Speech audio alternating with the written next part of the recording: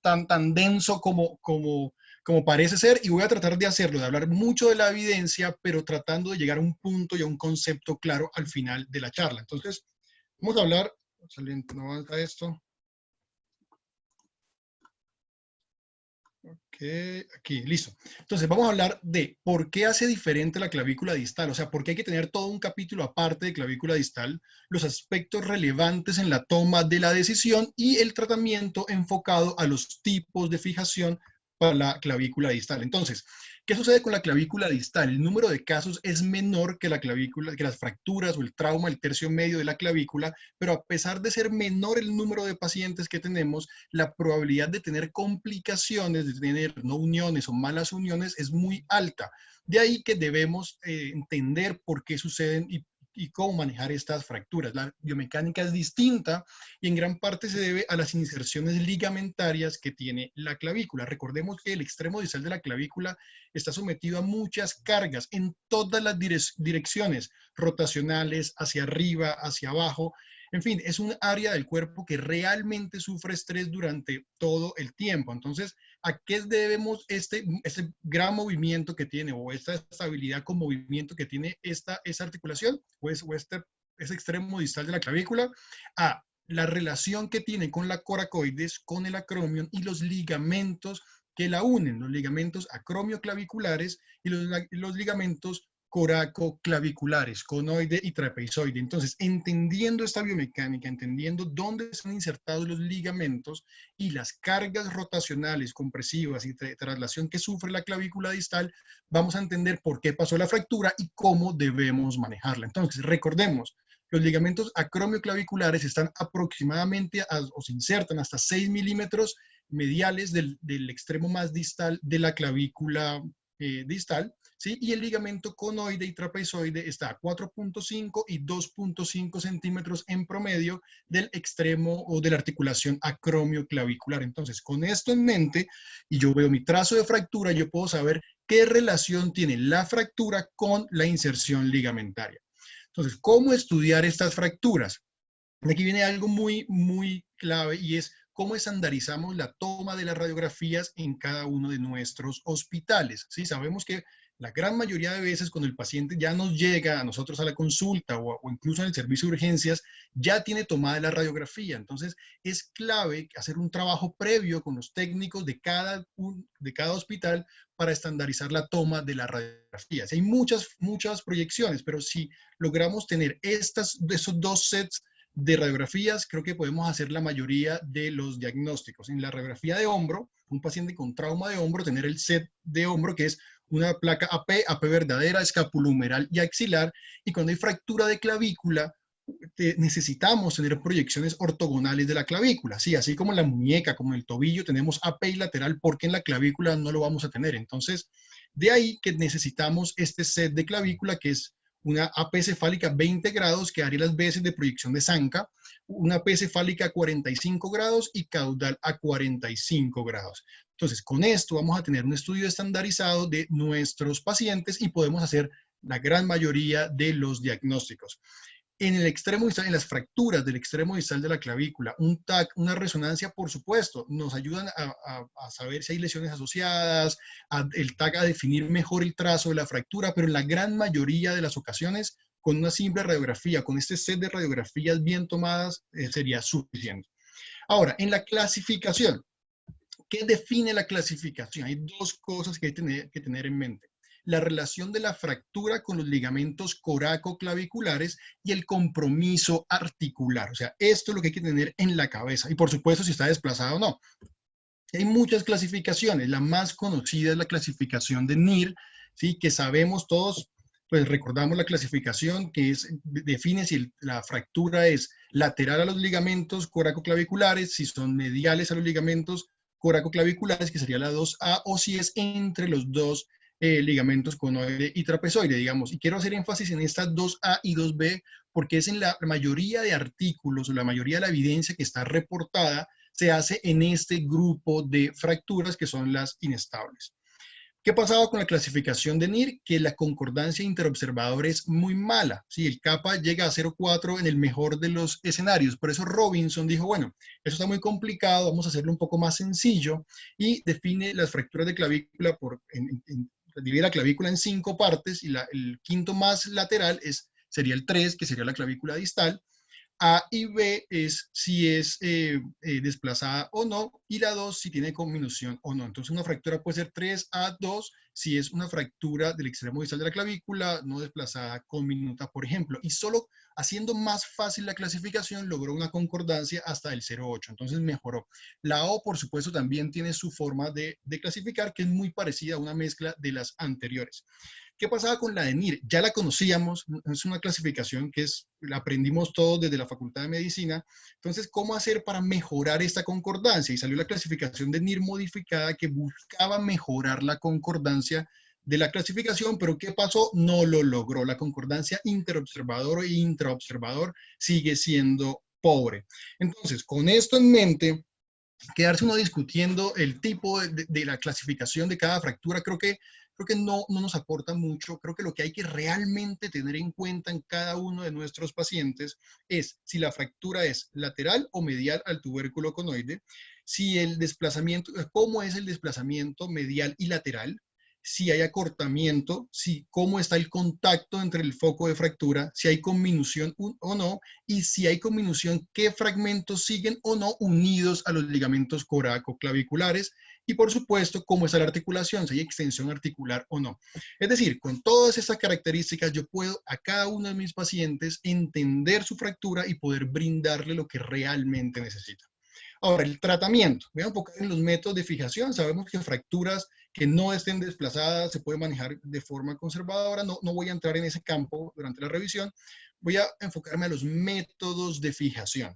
Y si se dan cuenta, el extremo distal de la clavícula puede ser fijado con casi todo lo que hay descrito, con tornillos, con clavos, con bandas de tensión asociados a los clavos, con clavos elásticos de titanio, con TENS, solamente suturas coracoclaviculares, con injertos coracoclaviculares, con placas anatómicas, placas gancho y combinación de las anteriores. Es decir, tenemos de todo, pero ¿qué hay que tener en cuenta para saber cuál de estas escoger? ¿Sí? Hay que tener en cuenta las características de cada lesión, que eran las que hablábamos en las diapositivas anteriores, los tiempos de recuperación que va a necesitar ese paciente y si el paciente puede tener o tomarse ese tiempo para recuperarse, cómo le va a los mecanismos de fijación de las escalas funcionales y las complicaciones. Y eso es un punto que vamos a tratar bastante más adelante, porque muchas cosas funcionan, pero el número de complicaciones potenciales de cada elemento es diferente. Los costos, ¿sí? Que sea costo efectiva nuestra intervención y que sea reproducible. De pronto una técnica muy, muy elaborada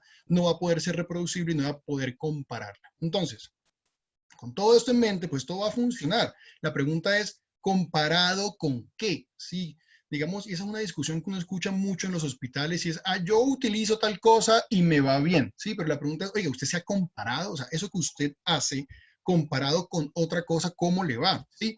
Y la literatura está llena de series de casos y en todas las series de casos los métodos funcionan. ¿Sí? Al final, la conclusión de todos los artículos de serie de casos en ese tema es, este método es útil para el manejo de las fracturas del extremo distal, pero sí, es una serie de casos, pero al compararlo con qué, ahí ya viene la otra pregunta es, que es si realmente esto sería lo mejor para mi paciente. Por eso todos funcionan, todos los métodos funcionan para algo van a funcionar, hay que ver exactamente en qué desenlace uno quiere medir ese elemento. Entonces, este es un ejemplo clásico de la serie de casos, es fijación con un tornillo, es un grupo corto de pacientes, son solo 12 pacientes que muestran que todos consolidan, 3 tuvieron complicaciones cutáneas y tiene un seguimiento de 15 meses, un seguimiento en esta lesión mayor a un año, creo que es suficiente para uno saber los desenlaces que tuvo el paciente. Entonces, la placa gancho, que es uno de los protagonistas de la fijación en estas fracturas. Entonces, miren, ese artículo es del 2012, es prospectivo, son 36 pacientes, es decir, no son tantos pacientes, un seguimiento bastante bueno de 2 años en promedio, el 92% requirieron retiro de la placa a los 4 meses y no tuvieron complicaciones, o sea, hasta ahí la placa gancho funciona, ¿sí? Pero ¿qué pasa cuando le cambio el patrón de la fractura? Si es 2A o 2B según la clasificación de NIR, que podría pensarse que es un factor de confusión ahí. Entonces vemos que son bastante parecidos los grupos, todos pegaron, pero el 22% de los pacientes tuvieron rigidez que requirió una movilización bajo anestesia al momento de retirar la placa y el 17% tuvieron erosiones subacromiales, es decir, funciona, consolidan, pero fíjense cómo ya empiezan a subir las complicaciones y entre las características de la fractura 2A o 2B no hubo diferencia. Ahora, si lo comparamos, empezamos a comparar esto con la placa gancho con las bandas de tensión, ¿sí? que fueron muy conocidas y muy utilizadas en los 90. Tenemos el grupo de la placa gancho, 92 pacientes contra 24, y vemos como los resultados clínicos no son tan diferentes, pero el número de complicaciones sí puede ser mayor. Teniendo en cuenta el gran número de pacientes en la placa gancho, podemos pensar que hay mayor complicación en las bandas de tensión sin que realmente haya una diferencia significativa en los resultados funcionales. Ahora, este otro estudio que sigue comparando las placa gancho con la banda de tensión. Son 52 pacientes, 32 placa gancho y 20 banda de tensión, y lo que encontraron es que sí, hay mayor complicaciones con el uso de las bandas de tensión y de los clavos que con la placa gancho, ¿sí? Y los pacientes referían mayor sensación o incomodidad por el clavo y la banda de tensión.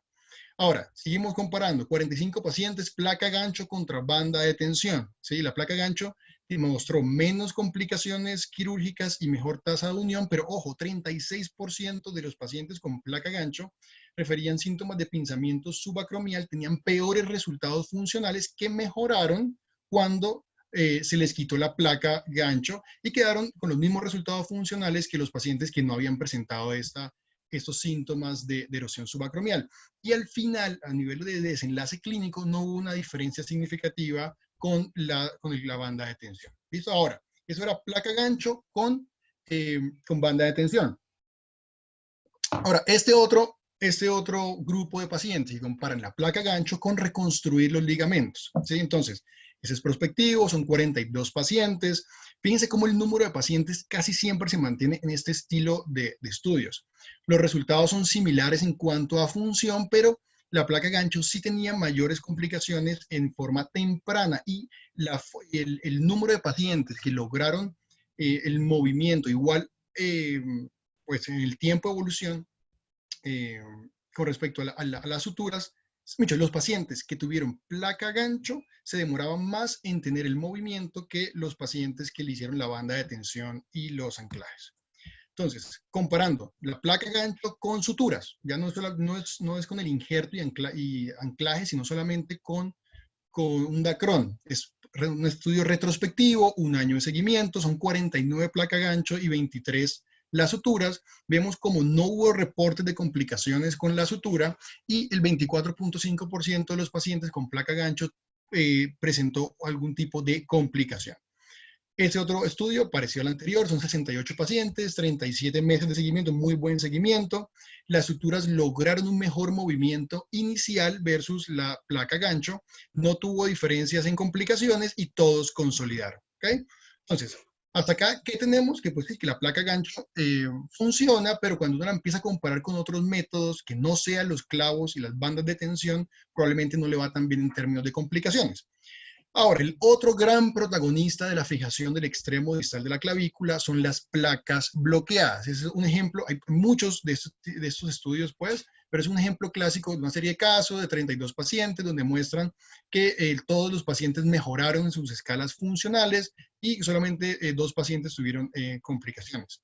Entonces, este otro artículo, que son 25 pacientes, ¿qué hacían ellos? Comparaban los pacientes que tuvieron un desplazamiento coracoclavicular mayor del 10% con respecto al lado contralateral, es decir, lo que se fracturaron, los fijaron solo con placa y de ese grupo unos tuvieron más del 10% y otros se mantuvo esa longitud y vieron que no había diferencia significativa en las escalas funcionales en los pacientes que les aumentaba esa distancia versus los que no. Ahora, ese es reciente ese estudio y es, ¿qué pasa si yo a la placa bloqueada le adiciono una sutura coracoclavicular? Que fue lo que miró este estudio, que igual fue retrospectivo, son 34 pacientes, bastante digamos, homogénea el grupo de pacientes, y lo que encontraron es que sí hay una ventaja en no solamente poner la placa y fijar la fractura, sino además o hacer suturas por debajo de la coracoides. Este otro estudio donde ya empezamos a comparar los dos grandes protagonistas, la placa bloqueada y la placa gancho. Entonces son 66 pacientes, 36 y 30 con placa gancho, todos tuvieron mejoría en las escalas funcionales, pero la placa bloqueada tuvo menos complicaciones que la placa gancho. Otro estudio muy parecido, son 32 pacientes, homogénea el grupo de pacientes, un muy buen seguimiento, todos consolidaron, pero lo mismo tuvo mayores complicaciones el grupo de la placa gancho versus el grupo que tuvo la placa bloqueada. Y las complicaciones, ahí entran no solamente la erosión subacromial, sino que el paciente sienta la placa, que tenga limitación a la elevación, infección y irritación, como lo refiere. Este estudio, que es también muy reciente, fíjense cómo no pensaría que todos los artículos muestran lo mismo, todos tienen sesgos, todos tienen errores metodológicos, pero ese estudio que es retrospectivo de 10 años, el mismo cirujano evaluó sus 31 pacientes en 10 años, 12 con placa gancho y 19 con placas bloqueadas, y no encontró una diferencia significativa más allá del tiempo en el que le retiró la placa a los pacientes. Este otro estudio retrospectivo son 64 pacientes, ya son 33 y 31 en cada grupo, y lo que encontró fue que la placa gancho tiene mayores complicaciones que la placa bloqueada. Entonces, hasta acá vemos como la placa bloqueada sí funciona, pero siempre tiende a tener más complicaciones que los otros métodos de fijación. Es un metaanálisis que evalúa artículos desde el 96 hasta el 2009, y al final de todo eso se quedaron con 9 ensayos clínicos que reunían 446 pacientes, y sus desenlaces principales no fueron los únicos, pero los principales eran las escalas funcionales, el constant a los 3 y los 6 meses y el número de complicaciones, y lo que encontraron es que la placa bloqueada tiene mejores desenlaces hasta los 6 meses que la placa gancho, ¿sí? Y tiene menos complicaciones. Y el otro desenlace que no lo escribí es que la herida es más pequeña cuando uno no usa placa gancho. Ahora, miremos complicaciones. Estamos hablando mucho de complicaciones. Ok, miremos un artículo específico de complicaciones después de ese tipo de cirugía. Entonces, son 74 pacientes operados por diferentes cirujanos con fracturas NIR 2 y 5. 21 son fijados solo con sutura, 37 con placa de clavícula, 16 con placa gancho, y lo siguieron al menos un año. Y fíjense lo que encontraron. La placa gancho tiene 62.5% de complicaciones que requirieron su retiro, ¿sí? No estoy hablando del retiro normal que se hace a los 4 meses, no. Por alguna razón tuvieron que adelantar el retiro de la placa gancho en el 72% de los pacientes versus 16 en el otro grupo. Y no tuvieron ese problema con las suturas, pero sí tuvieron un problema de rigidez en el grupo de las suturas. Incluso los autores, fíjense en lo que concluyen, que ellos no recomiendan el uso rutinario de la placa gancho. En la revisión sistemática, son de 1089 estudios, se quedaron con 11 nada más. Muy buen seguimiento en fracturas tipo NIR 2, y miraban los resultados en escalas funcionales y complicaciones, y evaluaban los sesgos de los artículos. Entonces, ¿qué hacían? Miraban, dividieron en grupos, o sea, cada escala funcional miraban para placa de clavícula, para solamente la sutura o la placa gancho. Y ellos no pueden decir que es mejor o peor, no, pero lo que hacen es una recomendación en el ranking de elección de los implantes, ¿sí? Basados en muchos criterios. Y ellos se quedan con que la fijación coracoclavicular con la placa de clavícula están casi al mismo nivel, pero en ese orden. Incluso se puede recomendar la combinación de estas dos, seguido por la placa gancho, bandas de tensión o solamente los clavos de Kirchner. Ahora, hablando de costo-efectividad, ese artículo es bastante reciente, de este año, hablando de costo-efectividad, ¿qué es más costo-efectivo para tratar a mis pacientes? Pues utilizar solo sutura, seguido por la placa de clavícula distal o la placa bloqueada, y seguido por la placa gancho.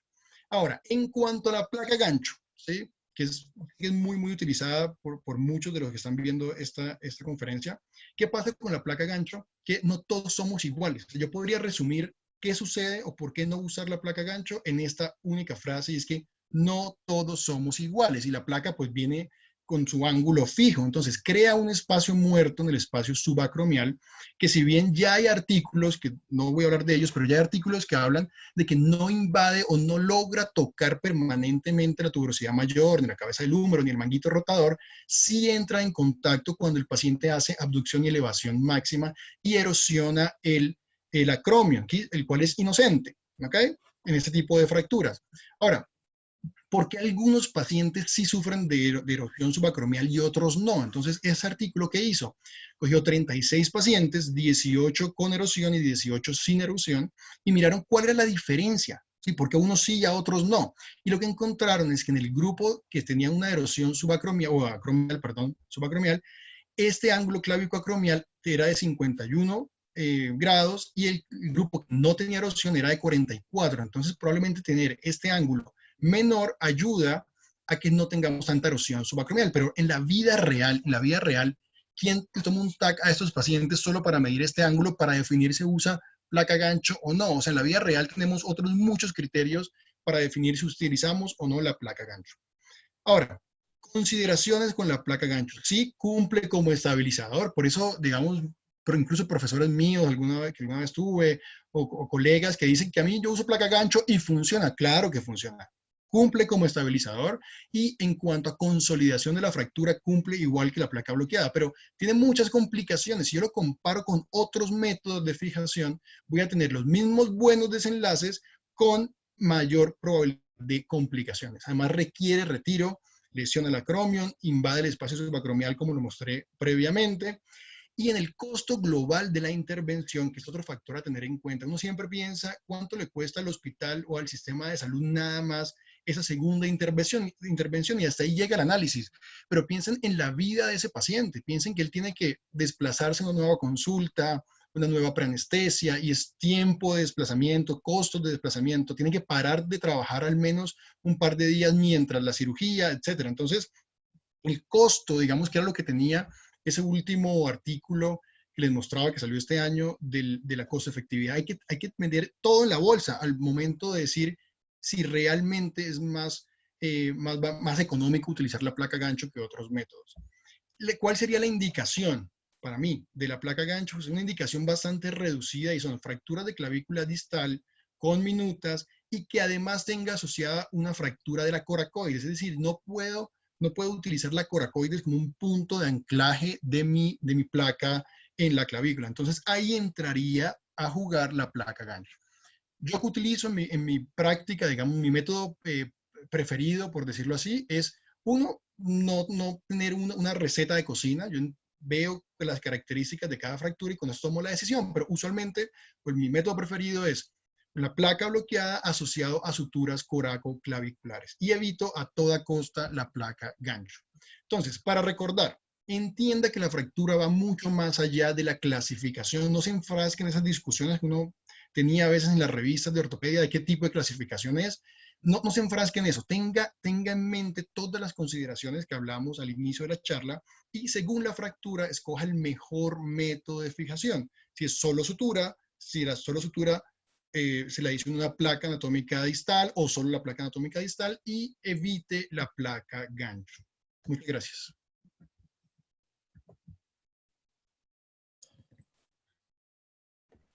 Muchas gracias, Guido, por la tan excelente explicación, las complicaciones y sobre todo la indicación esa, ¿no? Una indicación muy precisa de utilizar la placa gancho, porque muchas veces yo me formé con la placa gancho, vi la placa gancho, vi la evolución de la placa gancho, pero también pude ver las complicaciones, entonces cada vez va reduciendo más y creo yo también que es la indicación más precisa, ¿no? El uso de la placa gancho ya está como que muy limitada, ¿no?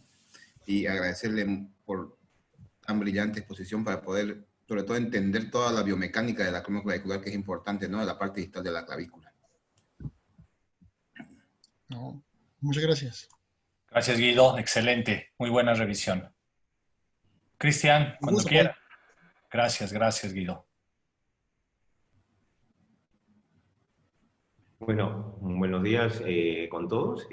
Gracias a Bamet por la invitación para participar esta mañana. La verdad es que hablar de fracturas de número proximal es un tema bastante interesante. Yo creo que cada vez vamos viendo más fracturas de este segmento anatómico y la verdad es que no hay, como hemos visto en la clavícula distal con Guido, una fórmula en la cual si se me presenta el paciente A, la respuesta es B, o si se me presenta el paciente C, la respuesta es D. Es decir, no hay una fórmula matemática que me diga esto es lo que hay que hacer y hay que independizar al paciente, evaluar las características de su lesión antes de tomar una decisión en particular.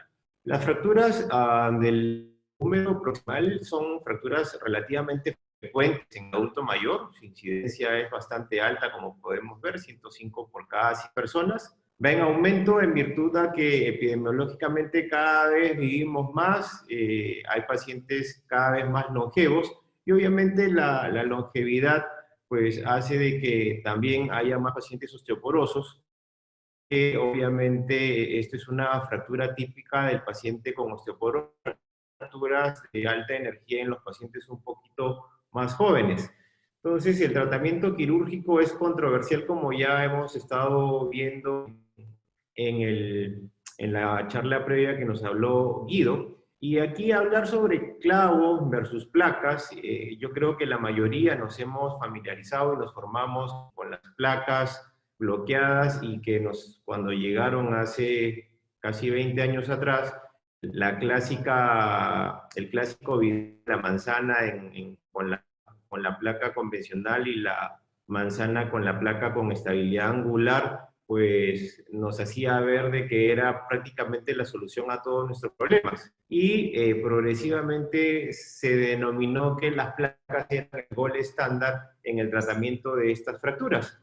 Pero a medida que fueron pasando los años y que nos fuimos familiarizando con el tratamiento de las fracturas del extremo proximal del húmero, también nos hemos dado cuenta de que lo que se pensaba que era la solución perfecta a un problema que tenía muy pocas soluciones hace 20, 25 años atrás, fuimos viendo de que habían también altas tasas de complicaciones, probablemente por una falla técnica, por características del paciente, por factores adicionales. Entonces, las placas bloqueadas no estaban exentas de complicaciones y progresivamente hemos ido viendo de que las placas bloqueadas también se complican.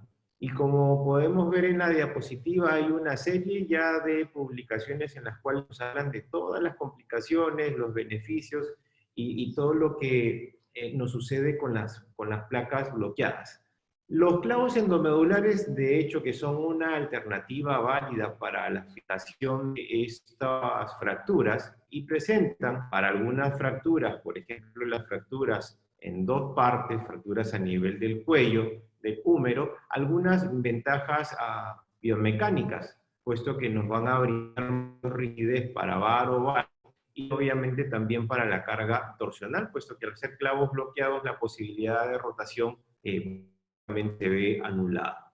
Las desventajas que hemos visto y que hemos podido escuchar y que la mayoría de cirujanos se quejan porque los pacientes se quejan es de que les produce un dolor de hombro porque hay una lesión del maquito y que la hay, sí, probablemente técnica dada por los clavos de segunda generación, prácticamente entraban a través de la porción tendinosa del supraespinoso y entonces era prácticamente un daño al supraespinoso y la posibilidad de que este no cicatrizara y pudiera producir molestias de manera progresiva. Entonces, en general, los resultados del uso de clavos o de placas, las complicaciones asociadas al uso de clavos era inferior o similar al uso de las placas y las fracturas a dos partes se ha visto de que solamente el cuello quirúrgico demostraron similares scores de Constant y Murray y similares tasas de complicaciones en el grupo de los clavos bloqueados. Entonces vamos viendo que los clavos bloqueados de las terceras generaciones, que actualmente los tenemos disponibles, son bastante convenientes para algunas fracturas, sobre todo las fracturas en dos partes. Hablar un poco de clavos bloqueados es hablar un poco de la evolución de estos, hablar de la historia y la mayoría, pues los que tenemos algunos años, ya años atrás, los famosos clavos de Rush, los cuales prácticamente no nos brindaban ninguna solución a los movimientos torsionales. La segunda generación, que fueron los clavos que tenían ingreso a través de la porción tendinosa del manguito, como podemos verlo, eran unos clavos que prácticamente entraban casi a nivel del footprint del supraespinoso. Los actuales, que son nuestra tercera generación de clavos, que son clavos rectos, que prácticamente entran sí a través del supraespinoso, algunas variabilidades en la técnica para tratar de evitarlo también están presentes, son clavos prácticamente rectos, que obviamente no me dañan el tendinosa de mi manguito rotador. Entonces, esto es un estudio brasilero, en el cual comparan clavos endomedulares con placas bloqueadas para fracturas de 2 y 3 partes, el cual se hizo en un solo centro hospitalario, con un estudio prospectivo, randomizado. Los pacientes firmaron un consentimiento y habían algunos criterios de inclusión, que eran pacientes entre 50 y 85 años, que la fractura tenga más de 1 centímetro o 45 grados de angulación entre la cabeza y la diáfisis humeral para ser incluidos en el estudio, como sin compromiso de la tuberosidad mayor, y que el tratamiento quirúrgico sea antes de las 3 semanas de la lesión. Criterios de exclusión: que sean fracturas tuberositarias, que sea un articular split, una fracturas expuestas, lesiones neurológicas y todas las características incluidas como podemos ver en la pantalla. Las radiografías que se utilizaron en todos los pacientes fueron la AP, el plano escapular, lateral de escápula y un axilar en supino. Y las clasificaciones usadas fueron las clasificaciones de la O, de NIR, y algunos parámetros escritos por Maget y Rech, y además la presencia de conminución metafisiaria medial. Y aquí la pregunta era, ¿cuál va mejor? Si van mejor las placas o van mejor los clavos. Ahí tenemos algunas fotos del estudio. El uso de clavos: se utilizaron clavos de segunda generación y se utilizaron implantes con estabilidad angular. Algunas características que se tomaron en cuenta, tanto para el grupo que fue sometido a cirugía con placas, algunas características, las mismas características para el grupo que fueron incluidos para los clavos.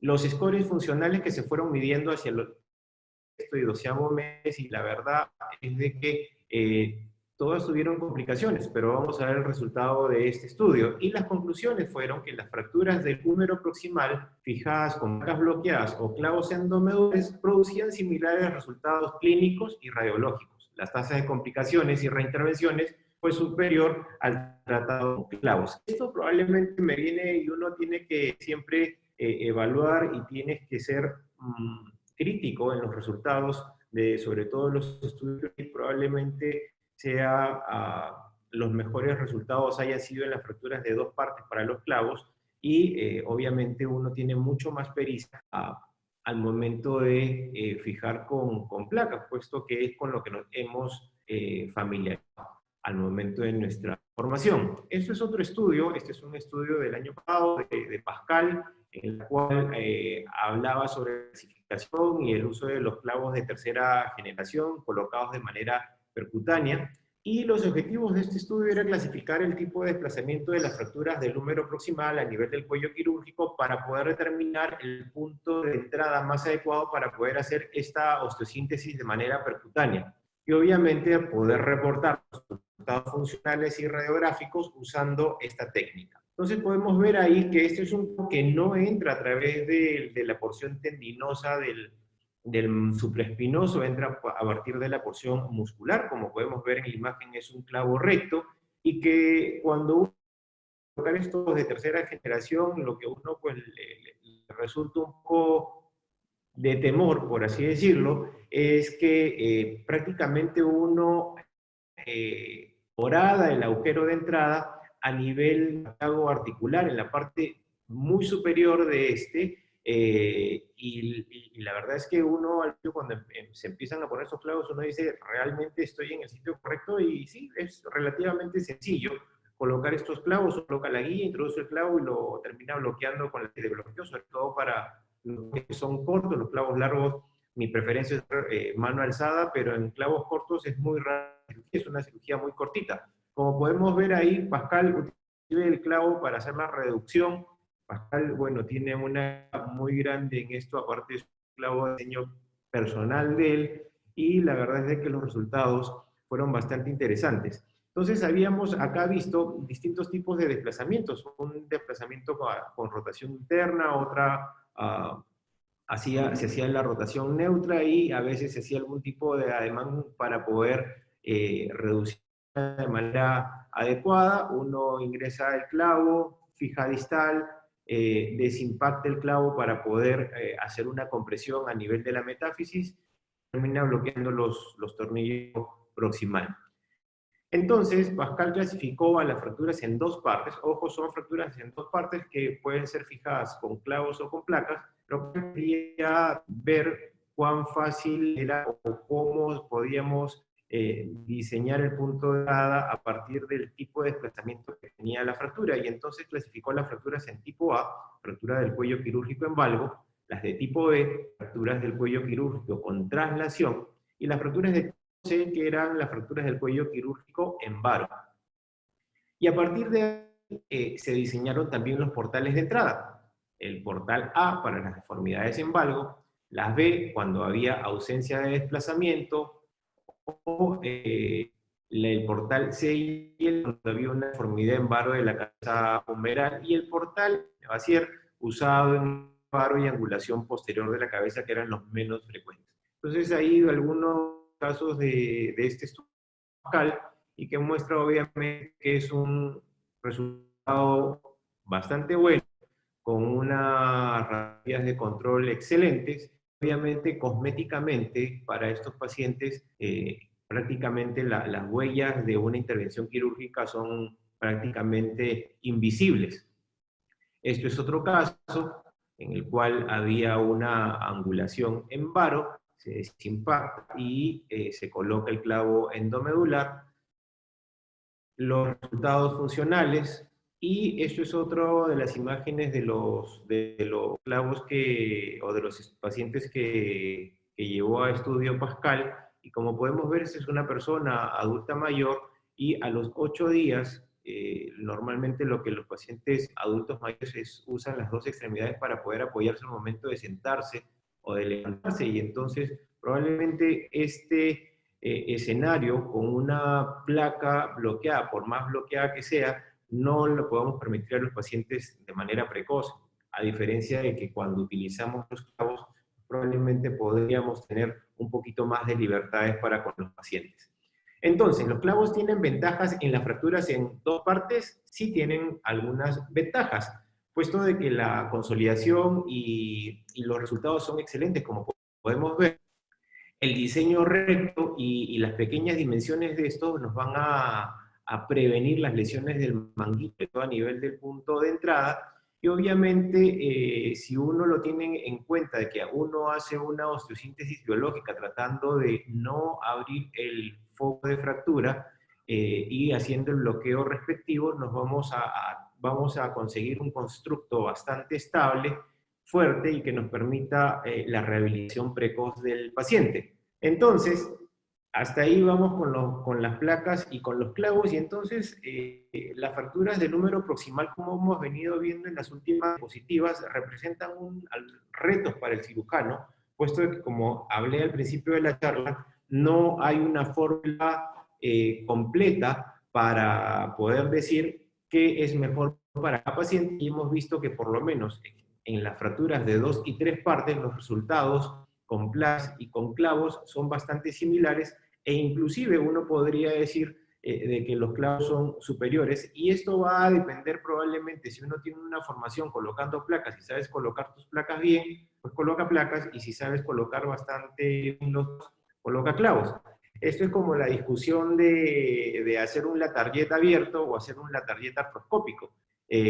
Obviamente el que está familiarizado con el Latarjet artroscópico, pues probablemente pues sea muy cosmético, a pesar de los 7 abordajes que uno le tiene que, los 7 portales que uno tiene que realizar, pero en la cirugía abierta, si la sabes hacer también bien y no sabes colocar el clavo, pues probablemente la cirugía convencional con placas y un abordaje tradicional sea lo más adecuado.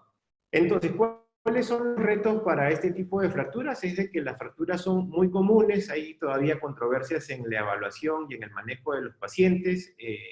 Recientes publicaciones nos hablan de que el tratamiento quirúrgico no es mejor que el no quirúrgico, y la pregunta que vienen a hacerse es por qué algunos pacientes van bien, otros no van, y si la cirugía la debemos de reservar para las secuelas. Entonces, este tipo de fracturas, como ya lo mencioné, se presentan en el paciente adulto mayor y que es normalmente independiente, pero que a raíz de la fractura pues se convierte en una carga para a raíz del accidente que presentó. Y entonces, el mayor reto que tenemos en el 2020 es poder entender el patrón de la fractura y su desplazamiento para poder plantearle un tratamiento adecuado. Esta imagen ya la presenté y hemos visto de que las placas no han sido la solución a nuestros problemas, y lo que tenemos que tener en cuenta es hay que entender las fracturas del húmero proximal para poder darle una adecuada solución. Entonces, aquí hay una clasificación de Mayo, en la cual la clasificó en 5 partes, en 5 tipos de fracturas. Las complicaciones y los errores identificados que podemos tener en este tipo de fracturas es de que la reducción inicial sea pobre, es decir, probablemente las complicaciones no vengan a partir de un método que uno haya elegido, sino que probablemente mi técnica de reducción no ha sido la más adecuada. Lo otro es que haya habido una falla para poder brindar un soporte adecuado inferomedial en fracturas posteromediales. Que obviamente haya una falla en el soporte con injertos para las fracturas impactadas en valgo, puesto de que al desimpactarlas y tener la fractura, por ejemplo, una fractura en 4 partes, tenemos que al desimpactar la cabeza nos queda un gran defecto central y que obviamente la posibilidad de que se me vaya a colapsar nuevamente y a estar en valgo esté presente. Y esto conlleva 2 problemas. Uno, que se me desplaza la fractura y que los tornillos vayan a penetrar a la glenomedia. Y secundariamente que hay una falla de la reducción o una alteración al momento de dar las tuberosidades. Entonces, ¿cuáles son las estrategias adoptadas para evitar estos problemas? Es que, uno, asegurarnos una reducción adecuada. Tornillos, obviamente, y no digo tornillos cortos en longitud, sino que los tornillos no me lleguen a penetrar la cabeza, y esto hay que tenerlo bien en claro con las radiografías de control, puesto de que constituye un error frecuente el poder penetrar o el que se penetre la cabeza con el tornillo y que a la larga pues produzca cierta lesión de la articulación con una secundaria por una técnica no adecuada. El uso de tornillos es importante, de injertos óseos muchas veces para esas fracturas impactadas en valgo, en la cual me queda un gran defecto central cuando he desimpactado la cabeza. Muchas veces utilizamos una aumentación tras tornillo con cemento óseo, y aquí es muy importante nuevamente verificar previamente si es que hay alguna comunicación de la fractura con la cavidad articular. Y lo que sí es importante es realizar unas suturas al momento de fijar las tuberosidades a la placa. Entonces, ¿hay buenos resultados operando estas fracturas? Y hay resultados que nos dicen que sí, y hay resultados que nos dicen que no. Entonces, seguimos un poco en el limbo, y entonces aquí les presento de Barlow, de Mayo Clinic, 173 pacientes, con todos más de 60 años, fijación con placas, menos de 2 años de seguimiento, salvo que haya habido alguna falla radiográfica. Al final quedaron 131 hombros, el promedio fueron 73 años, y el 84%, y esto hay que tenerlo en cuenta, fueron mujeres, y esto probablemente por las características del hueso. Entonces, las fracturas en 2 partes, el 47%, en 3 partes el 45%, y en 4 partes el 8%. Y la falla fue definida como la necesidad de una reintervención o una evidencia radiográfica de desplazamiento secundario, penetración articular de los tornillos o pérdida de la fijación. El promedio de seguimiento fue de 6 años, y la tasa general de falla fue del 34%, 26% en las fracturas en 2 partes, 39% y 45% en 4 partes. bastante alto. La afectación con la edad, fíjense de que 26% a los 60, los pacientes que tenían 60 años, 40% entre los 70, 41% y 0 en los 90, probablemente eran en la menor edad. Y los resultados y las complicaciones, lo que más dio la necrosis avascular en el 52%, penetración articular de los tornillos 14%, falla del implante en 5 pacientes el 11%, y otras alteraciones fueron menores del 10%. Entonces, ¿qué es importante? Es necesario mejorar nuestra técnica para seleccionar los pacientes, mejorar la técnica quirúrgica, ver que la fijación medular pues, sea la adecuada, y con los clavos endomedulares de tercera generación yo creo que nos está yendo bastante bien. Y entonces la pregunta que viene al caso es, ¿operar es mejor que no operar?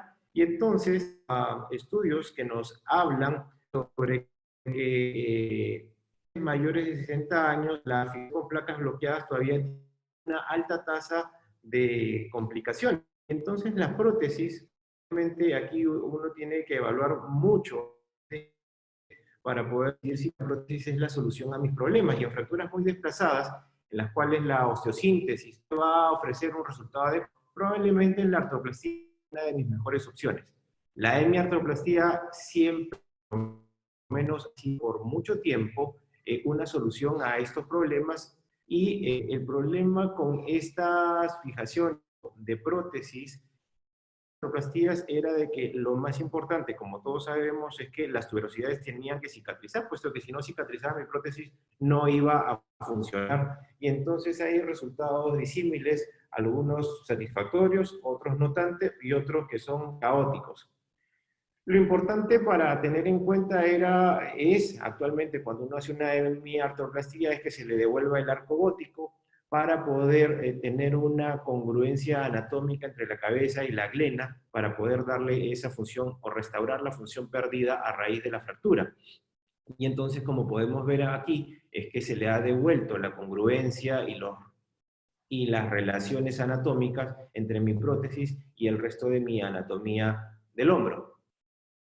La fijación en pacientes jóvenes con artroplastía va a depender mucho de las características de la fractura, de la calidad del hueso, y obviamente cuán seguro se sienta el cirujano realizando este procedimiento. Y lo que nos sale este estudio es que la hemiartroplastía ha ubicado cuando pues las posibilidades de que esa sobrevivir a una osteosíntesis realmente no sean de las mejores, o cuando la calidad del hueso es mala.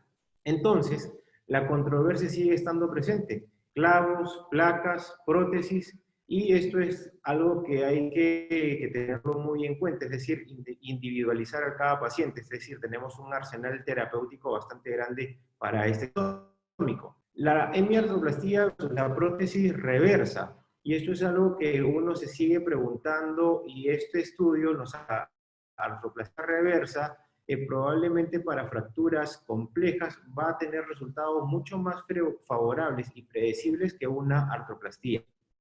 Entonces, la artroplastía reversa va o ha cobrado mucha vigencia. Yo creo que ha decrecido un poco en los últimos 2-3 años, pero hubo una reversitis hace 5 o 6 años atrás, y que prácticamente fractura de húmero proximal en paciente mayor, probablemente de 65 años, casi todos iban con una prótesis reversa, y entonces yo creo que era la emoción de este nuevo dispositivo. Pero es una alternativa válida. ¿Cómo podemos optimizar resultados si es que uno va a colocar una artroplastía reversa? Y tenemos algunas acciones importantes a tener en cuenta. Uno, la posición del vástago humeral, y dos, importante, a pesar de que es una prótesis reversa, la curación de las tuberas. En referencia a la posición del vástago humeral, hay que tener en cuenta siempre la altura y la velocidad que le vamos a dar al paciente. Y con referencia a la curación de las tuberosidades, uno, que debemos tratar de mantenerlas y de llevarlas a mi componente humeral para que su cicatrización me permita tener rotaciones, si no mi prótesis probablemente me sirva para poder hacer abducción y las estar prácticamente abolidas. Las características del vástago, que sea microporoso, es algo que a mí particularmente me gusta, muchas veces utilizamos injertos óseos, y lo que sí es importante es evitar la tensión excesiva. No darle mucho offset lateral tratando de prevenir el notching, y obviamente la longitud y la tensión que uno le da, recordemos que el paciente está parcialmente relajado, y si ponemos la prótesis muy apretada, muy a tensión, pues probablemente sea causal de dolor. Características: que el cuerpo sea con bajo perfil, que tenga una cubierta porosa extendida, como podemos ver, que pues, pueda ir aumentando su diámetro progresivamente de a 1 milímetro, que tengamos margen para poder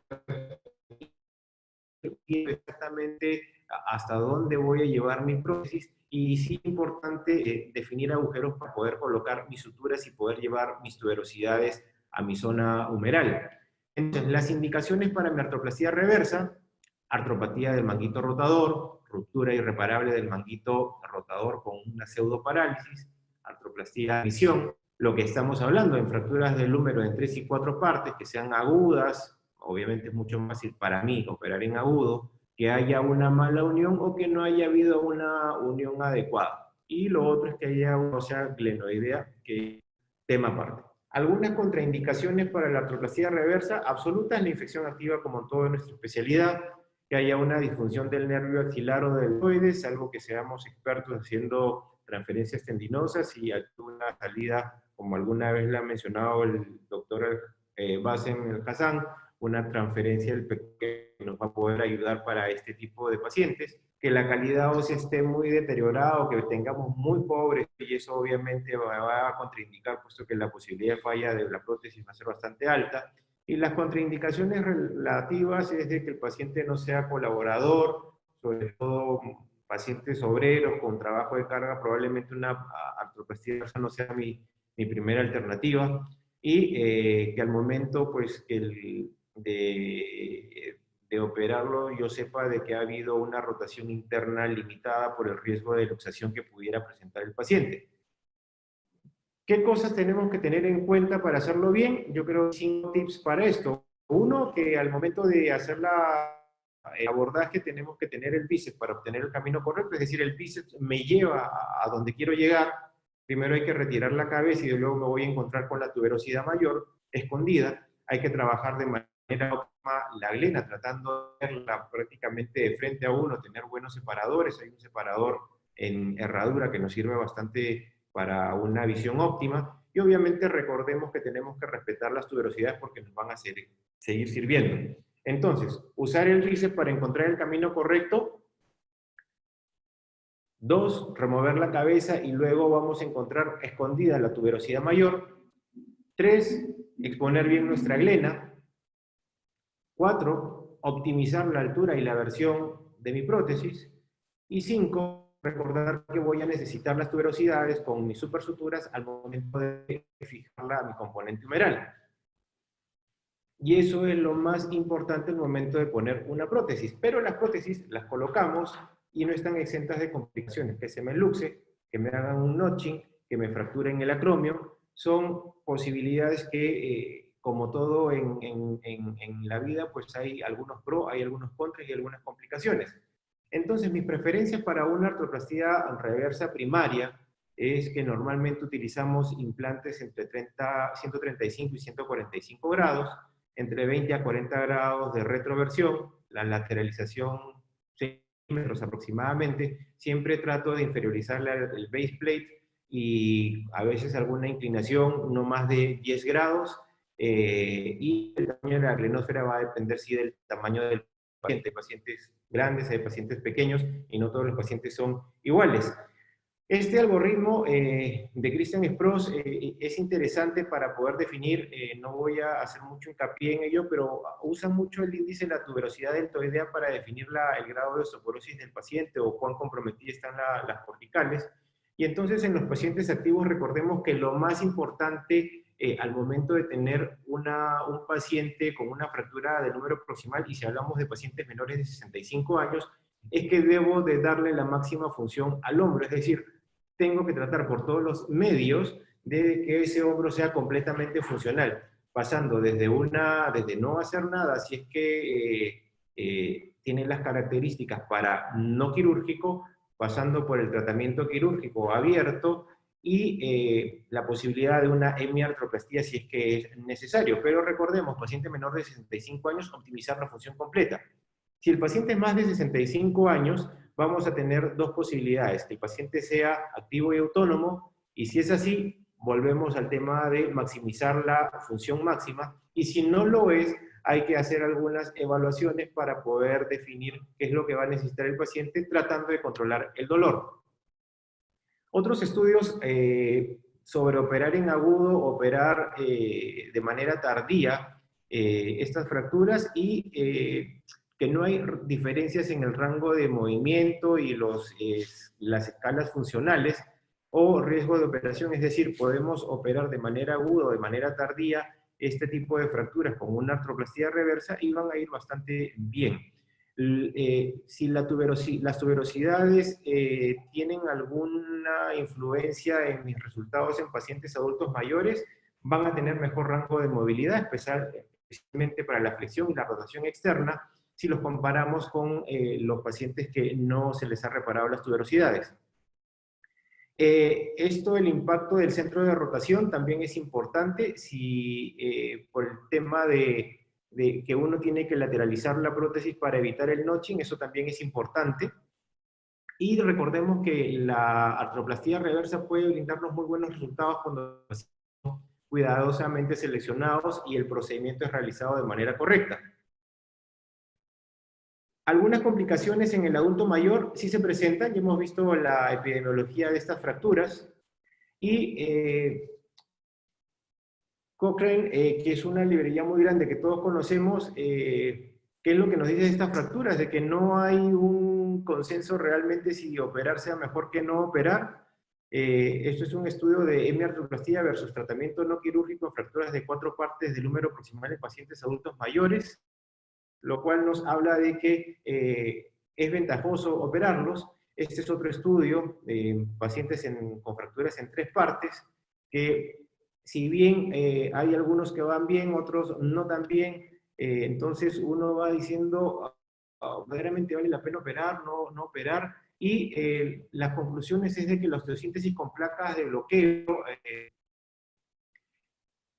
nos van a brindar ventajas, pero también hay que tener en cuenta que no están exentas de complicaciones, y si la reconstrucción no es factible, la artroplastía es una opción quirúrgica. Entonces, la osteosíntesis con placa de bloqueos tienen ventajas, sí, nos van a preservar el stock óseo, y hay grandes posibilidades de curación. Las complicaciones, la pérdida de la reducción, el cut-out, penetración del tornillo intraarticular y la necrosis avascular. Complicaciones después del tratamiento en pacientes adultos mayores. Este es un estudio el cual se comparó diversos métodos de fijación, artroplastía reversa versus osteosíntesis, algunos otros estudios, algunas otras radiografías de pacientes operados, placas, prótesis, y se ve que algunos pacientes presentan complicaciones más que otros. Por ejemplo, en los déficits de movimiento en los pacientes sometidos a osteosíntesis, se vio que había un 25.8% de déficit de movimiento, a comparación de la artroplastía reversa del 15.3%, y entonces no hay todavía un consenso claro de qué pacientes se van a beneficiar de un tratamiento quirúrgico o no, y entonces las fracturas con patrones complejos habitualmente terminan con dolor y pérdida de la función, y sobre todo se ha llevado a considerar que las fracturas de 3 y 4 partes como indicaciones para el manejo quirúrgico, y entonces a lo largo de estos últimos minutos que hemos estado conversando, podemos ver que todas las opciones que tengo es osteosíntesis, ya sea con placas y con clavos, hemiartroplastía y artroplastía reversa. Y existen datos contradictorios sobre qué cosa es mejor para el paciente, y entonces complicaciones en el adulto mayor después de una osteosíntesis, rigidez postquirúrgica, necrosis avascular, el cut-out como ya lo mencioné, la pérdida completa de la reducción porque tenga mucha osteoporosis o haya un colapso en varo. ¿Qué factores de riesgo para complicaciones? Y esto sí es importante tenerlo en cuenta cuando veo al paciente de manera inicial, es que la fractura esté impactada en varo, que la tuberosidad mayor se haya fragmentado en demasía, que haya una extensión metafisiaria posteromedial por debajo de 8 milímetros, que el desplazamiento preoperatorio del eje de la cabeza AP sea mayor a 4 milímetros y que la bisagra medial sea insuficientemente reconstituida. En las complicaciones después de la artroplastía reversa, que sea una prótesis inestable o que se mantenga a una rigidez a pesar de todos mis esfuerzos por darle movimiento. Y aquí recordemos que las tuberosidades son importantísimas para poder brindarle el máximo resultado a las prótesis reversas.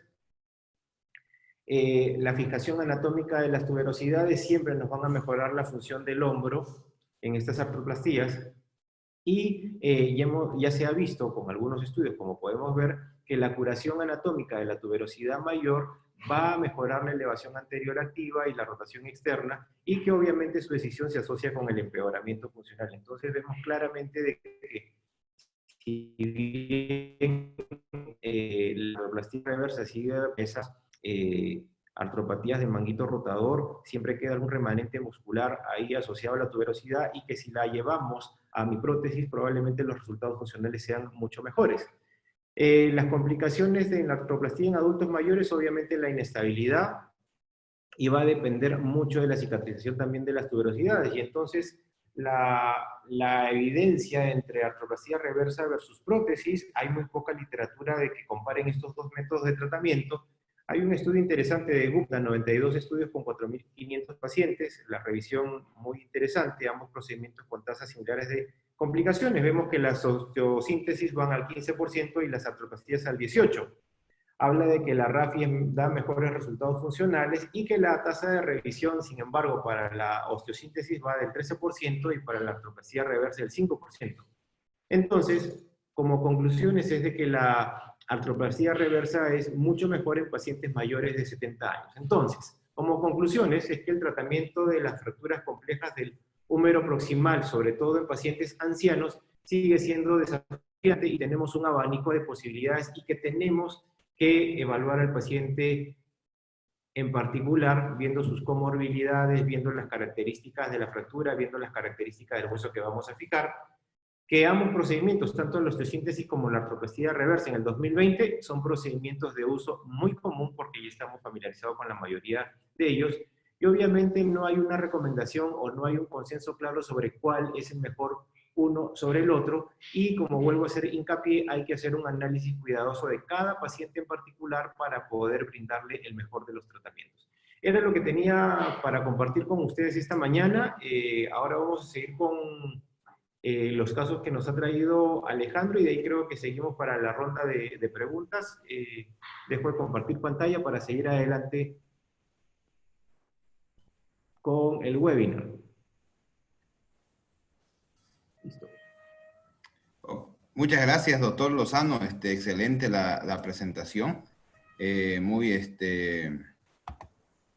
didáctica. Nos ha mostrado todas las opciones de manejo de la fractura del húmero proximal. Lo importante es entender, ¿no?, el patrón de las fracturas y todo. Y vemos que hay variedad de opciones de tratamiento. Ahora vamos a dar paso al doctor Alejandro Bello, que tiene unos casos para que hagamos discusión, para que podamos responder algunas preguntas también que nos estamos planteando aquí durante la presentación de los temas. Y, doctor Bello, lo escuchamos. Muy buenas tardes a todos, o días, dependiendo cómo estén, porque tenemos diferentes horarios. Bien, me gustaría que todos los participantes, ahora sí que participen en este caso clínico. Y antes de empezarlo, pues bueno, yo solamente les diría que de las fracturas que presentó el doctor Lozano, de húmero proximal, si no las pueden reparar, déjenselas a los expertos que pongan prótesis de hombro. Es lo único que voy a decirles.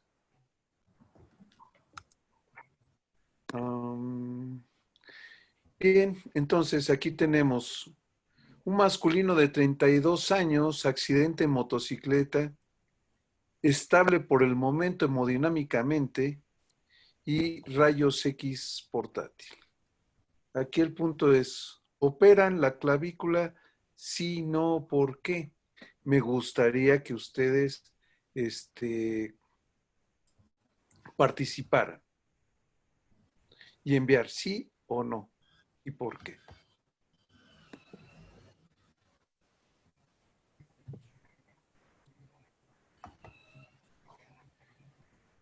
Bien, yo no puedo ver sus respuestas. Ah, pues claro, ¿verdad? Sí. ¿Y por qué? Muy simple, ¿no? Porque tenemos un hombro flotante, tenemos acompañado la fractura de la clavícula con una fractura de la escápula que aquí es muy evidente. Es importante siempre valorar y como ven aquí no es la discusión si qué placa gancho, que si vamos a hacer túneles, sino fijar la clavícula. La mayoría de las veces en este tipo de lesiones con fracturas de escápula que son inestables, lo primero que hay que hacer es fijar la clavícula. Al fijar la clavícula tenemos la distancia de nuestro hombro que no va a estar acortado y entonces después podemos hacer la fijación. Entonces, es la indicación propia de la clavícula para fijarla, porque es una fractura de escápula también inestable. Por lo tanto, esta es la secuencia, como ven, podemos ver la fijación de la clavícula de una manera estandarizada y aquí puede haber otra discusión. ¿Dónde colocamos la placa? ¿En la parte superior, anterior, inferior o dónde? Este caso ya es viejo, donde siempre se colocaban las placas anterosuperior, pero se ha visto los estudios cadavéricos y demás que tenemos más stock óseo si colocamos las placas infero, en la parte inferior y anterior. Y a nivel, la fijación de la placa para tener es la lateral de escápula, donde vemos perfectamente la colocación y la reducción de la escápula y del cuello, y con una placa LCDCP de bajo contacto, por eso les digo que era anterior. Ustedes pueden usar las que ustedes crean conveniente y lo que su experiencia les haya dictado. Se puede usar placas de reconstrucción de 3.5, pueden utilizar las placas especiales actuales LCDCP. Bien, aquí, jugador de fútbol americano, dolor a nivel del tercio distal de la clavícula. ¿Suficiente este estudio radiológico?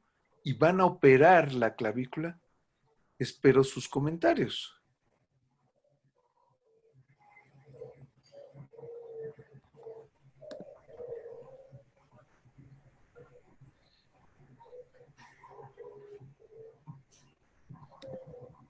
Y después de la excelente exposición que dieron sobre la placa gancho y qué hacer en las fracturas y que si la quito o no la quito, ¿qué utilizarían?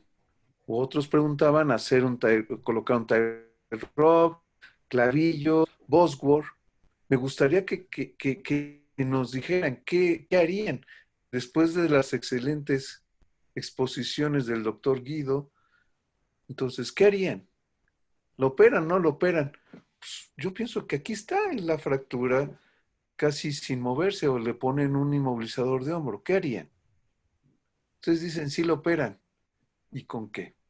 Me gustaría que pudieran participar y que me lo dejaran ver, si es posible. Doctor Guido, ¿podría darnos una opinión de repente aquí? Porque fue la parte espectacular la que usted nos Sí, pudo ilustrar. sí. Digamos, solamente con esa radiografía, pues la verdad no veo, pues no sé si tiene, pero no estoy viendo otra fractura en la coracoide ni nada, no veo nada. Me parece que la distancia entre la coracoides y la clavícula no está tan aumentada y los ligamentos siguen estando insertados, ¿sí? Entonces, por tal motivo, las alternativas serían, uno, no operar y manejar de manera conservadora, como decía el doctor Bello.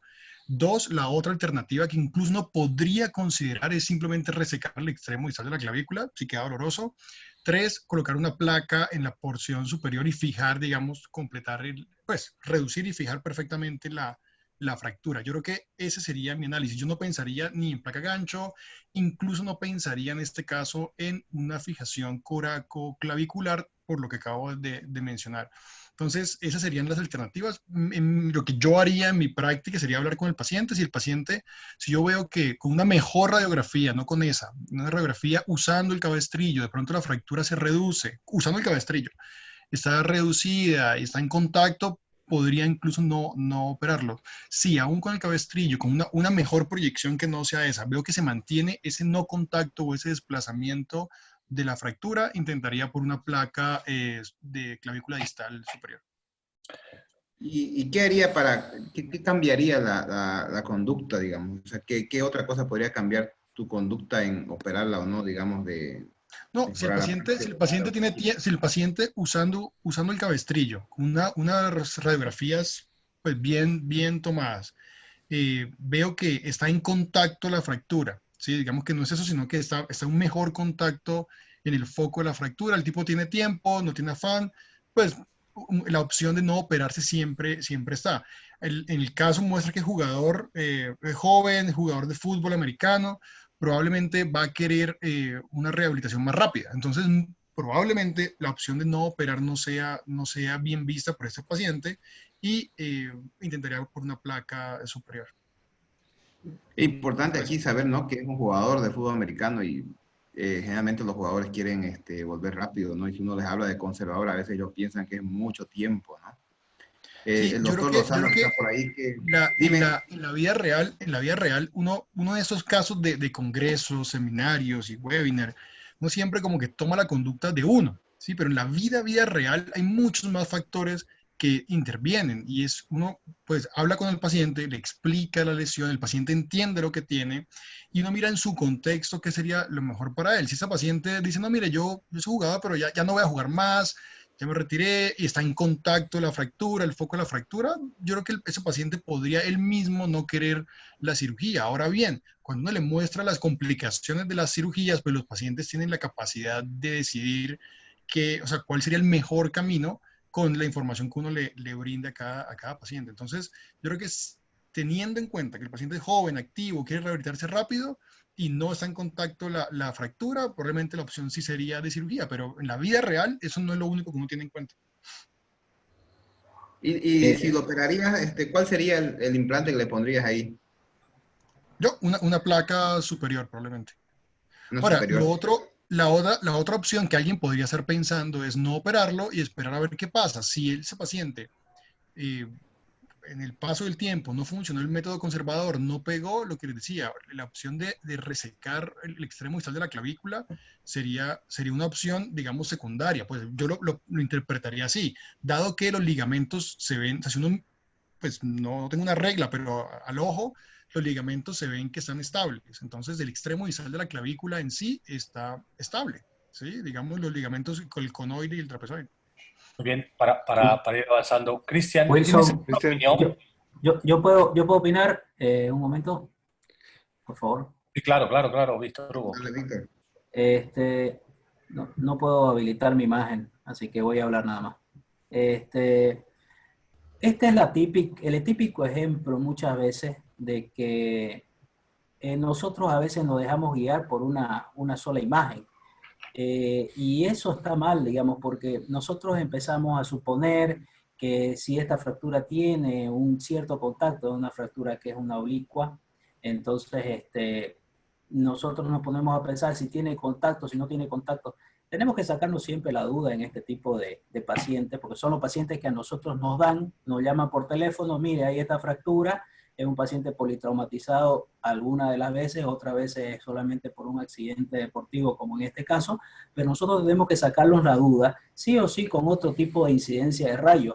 Y eso nos saca absolutamente de toda pregunta que podamos llegar a tener y nos determina perfectamente el tratamiento, independiente que sea jugador de fútbol americano, un deportista profesional. Si nosotros le hacemos otra incidencia de rayo a esta fractura y esta fractura tiene contacto, yo creo que nadie del panel dudaría en no operarlo, porque sabemos que es una fractura que en unos 30, máximo 40 días va a estar bastante bien, ya va a estar consolidada y el paciente va a tener mucho mejor evolución. Yo creo que nadie duda de eso. Ahora, si es una fractura que está desplazada, es otra la actitud. Yo lo que haría es lo que dice el doctor Fierro, poner una placa superior bloqueada múltiples cerrojos distales, ¿no? Muy Esa es mi bien. opinión. Doctor Bello, ¿tiene alguna otra proyección? Eso es precisamente para estos son los casos clínicos y sobre todo son los panelistas. Si entre los expertos estamos discutiendo, obviamente yo hubiera hecho, aparte de lo que van a ver, pues todas las proyecciones que el doctor Guido nos dijo para ver, pero también hay que ser algo juiciosos porque tenemos que buscar, no puedo pasar las siguientes, ahí está.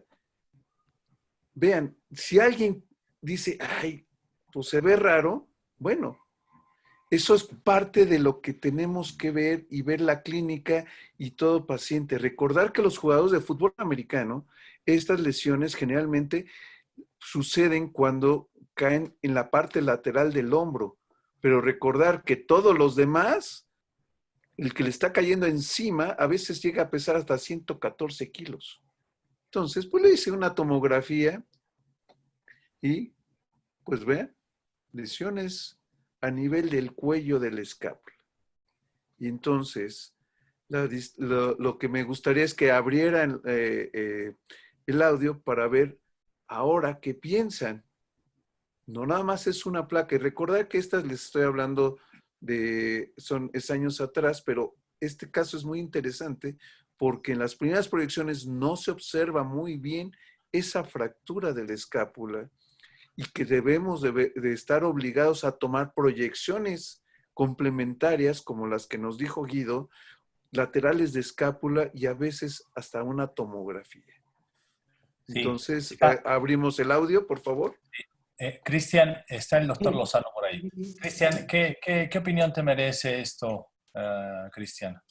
Bueno, las fracturas de la clavícula distal, de hecho, que siempre representan un reto, puesto de que es un segmento anatómico bastante complejo, como ya lo mencionó Guido, y como también lo mencionó Alejandro, ahí se veía algo no muy claro, algo llamaba la atención, una línea lúcida que se iba hacia la glena de la escápula, y entonces plantearle un tratamiento solamente con esa radiografía no es lo más pertinente, según mi opinión. Tomarle alguna radiografía adicional o una tomografía probablemente me harían ver las lesiones.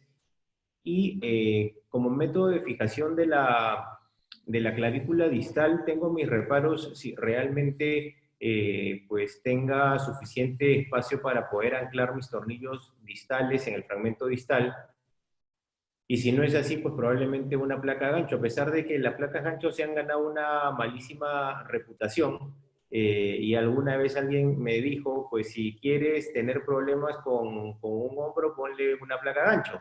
Y es probablemente sí, en parte cierto, pero hay que tener en cuenta que estos pacientes son pacientes jóvenes, jugador de rugby, esos que no les planteas un tratamiento y le dices no vaya a jugar antes de, no sé, el tercer mes y a las 6 semanas ya está, ¿no? Pero doctor, me siento muy bien. Y entonces hay que asegurarse que el método de fijación que uno le va a colocar al paciente por lo menos aguante los desórdenes que el paciente va a hacer. Estos pacientes no se quedan quietos. Exacto. Bueno, como primer mensaje creo que sacamos que es importante, como decía Víctor, solicitar radiografías adicionales si es que no estamos convencidos de lo que estamos viendo. Adelante, doctor Bello.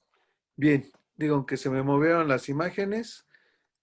Entonces, tanto en el caso anterior como en este, a veces nos conviene colocar los pacientes en esta posición de cúbito lateral para tener cierta posición de floppy position, marcar dónde está nuestra escápula y todo eso para hacer diferentes situaciones. Ya sea, por ejemplo, esta es la placa larga que ustedes vieron en la escápula para la fijación y la clavícula, ya sea para ver, por eso les dije floppy position, para de ahí voltear al paciente y tener la clavícula, ya sea para una placa gancho o la placa inicial que vimos de de LCDSP. Entonces, tenemos que tener floppy position para recuperar todo esto y darle la distancia al hombro y la movilidad. Doctor Bello, no sé qué haya pasado. ¿qué abordajes prefieren el tema de la escápula, las fracturas de escápula? En este caso era una fractura aparentemente de cuello también. Así es. Bueno, ¿Qué abordaje prefieren? en la primera, que era la fractura de cuello totalmente inestable, es hacer un abordaje en L para poder disecar perfectamente, verificar y ver nuestro cuello de la escápula y colocar nuestra placa. Aquí el error que la gente a veces no visualiza, cree que va a ir del lado lateral en el borde. Recordar que la escápula es una estructura muy delgada y que entonces debe de ir posterolateral la placa y torciendo la placa. A ver si puedo regresar. No sé cómo regresarlo.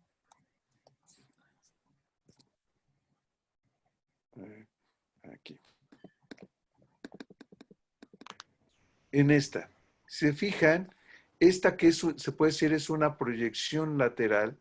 Vemos nuestra placa aquí que va hacia el cuello. Esto es lo que está levantando.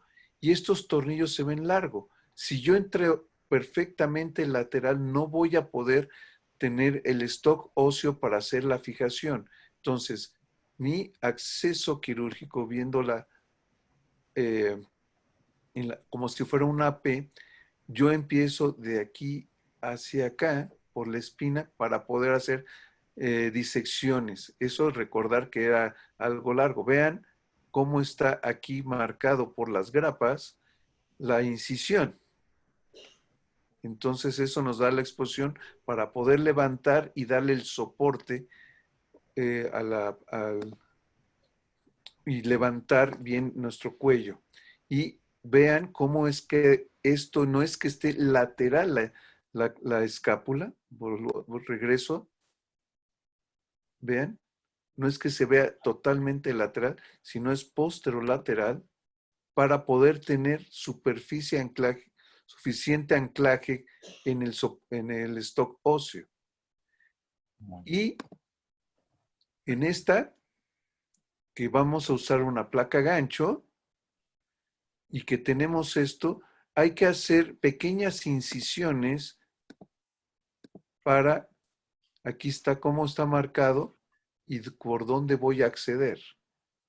Pero esto lo puedo minimizar para después colocar solo tornillos. Aquí está cómo puedo entrar y está totalmente posterolateral la placa y que estos tornillos van hacia el cuello y utilizando también tornillos LCP para que sea una estabilidad angular.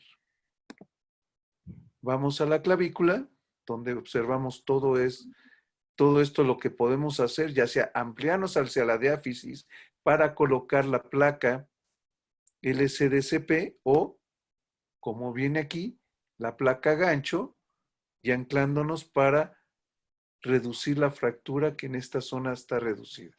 2 tornillos es hacia la diáfisis, el pequeño fragmento sostenido con un tornillo LCDSP, porque este es el que nos está haciendo la compresión para reducir la placa. Y el final, con pequeñas incisiones, haciendo un tornillo de compresión, y aquí está su placa gancho ya colocada. Y en conclusión, esta es la otra toma más. Y en conclusión, en hombro flotante se requiere fijación quirúrgica de la clavícula, siempre, ya sea para darle distancia, como en el primer caso, o para darle la estabilidad al hombro y poder restaurar todo nuestro arco para nuestros movimientos. En estas lesiones es mejor siempre complementar, independientemente de las proyecciones que nos habló el doctor Guido, con una tomografía axial computarizada y siempre realizar una planificación preoperatoria previa antes de realizar lo que ustedes quieren. Y dentro de esa planificación, recuerden, ¿qué tenemos en nuestros hospitales para poder hacer nuestras reducciones y nuestras fijaciones. Aquí, pues implantes medio modernos, placa gancho, o hubiéramos usado la placa actual, LCP, pero ¿y si no tengo con qué la fijo? Y en eso va implícito nuestra planificación preoperatoria. Porque si no tengo placa gancho, no tengo placa especial LCP, ¿qué le pongo? Una DCP, una LCDCP, una placa de reconstrucción y hasta dónde me anclo.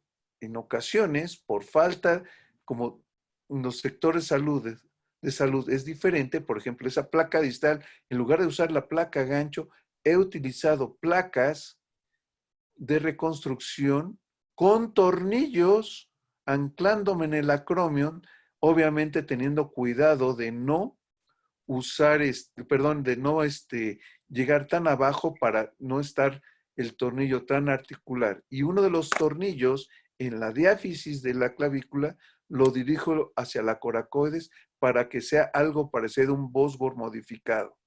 Eso es lo que he hecho, aparte de la reconstrucción con placas de reconstrucción de la escápula o simples tornillos convencionales. Muchísimas gracias. No, muy bien, doctor Bello. El doctor Castro quiere dar una opinión, tiene una pregunta. Adelante, José, por favor. Hola, Paul, ¿se me escucha?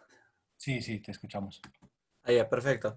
Bueno, me gustaría dar una pequeña opinión acerca de lo último que ha mencionado el doctor Bello, acerca de en aquellas situaciones o hospitales donde realmente no se cuenta con una placa gancho, una placa de bloqueo.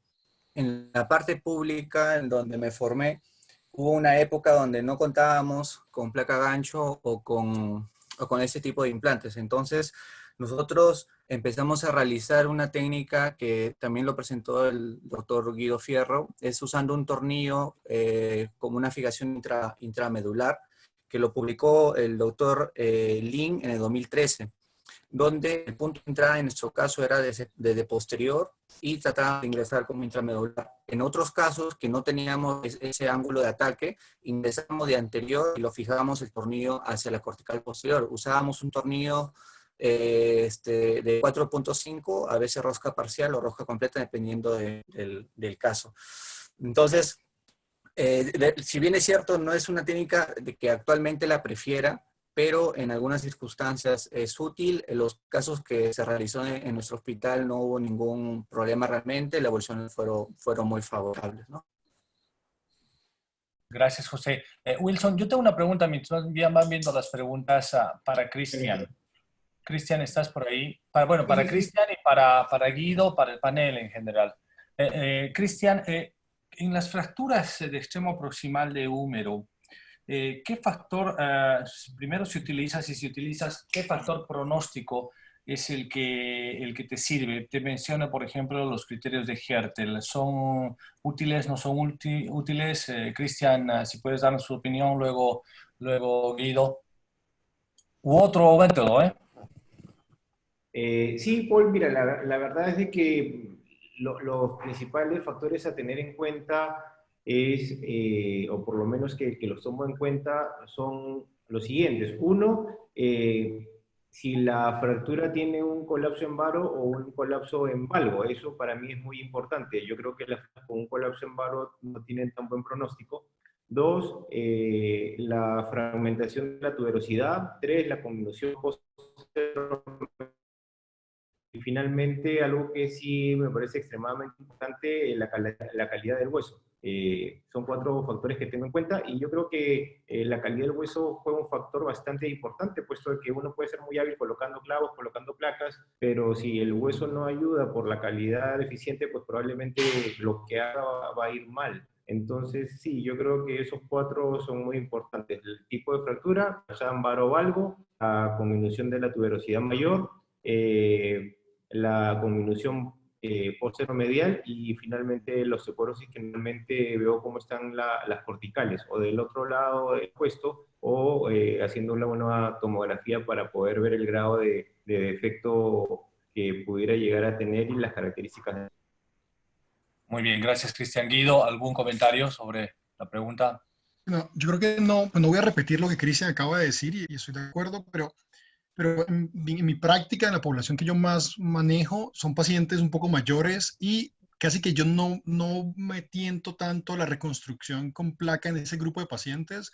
Yo trato de verlos o manejo conservador o con artroplastia. Si yo veo que las tuberosidades están con conminución, digamos que no va a ser, digamos, no va a ser una fijación estable que me va a permitir rehabilitar rápido al paciente, preferiría saltar a un manejo con artroplastia y no voy a entrar de nuevo en ese tema, pero quiero hacer énfasis en eso. No solamente es cómo queda la radiografía, sino es qué va a hacer el paciente después y las semanas siguientes a la cirugía. Si quiero un paciente que voy a poder rehabilitarlo rápido, un paciente mayor que no puede quedarse quieto esperando muchas terapias, ir y venir de la terapia, entonces, digamos, en mi práctica hago eso, digamos, manejo o de forma conservadora o con manejo con artroplastias en ese grupo de pacientes mayores. En pacientes, digamos, jóvenes, pues como Cristian también lo mencionó, hay que tratar de fijar las tuberosidades lo mejor que se pueda, con suturas, o sea, las suturas son vitales en este grupo de pacientes, intentar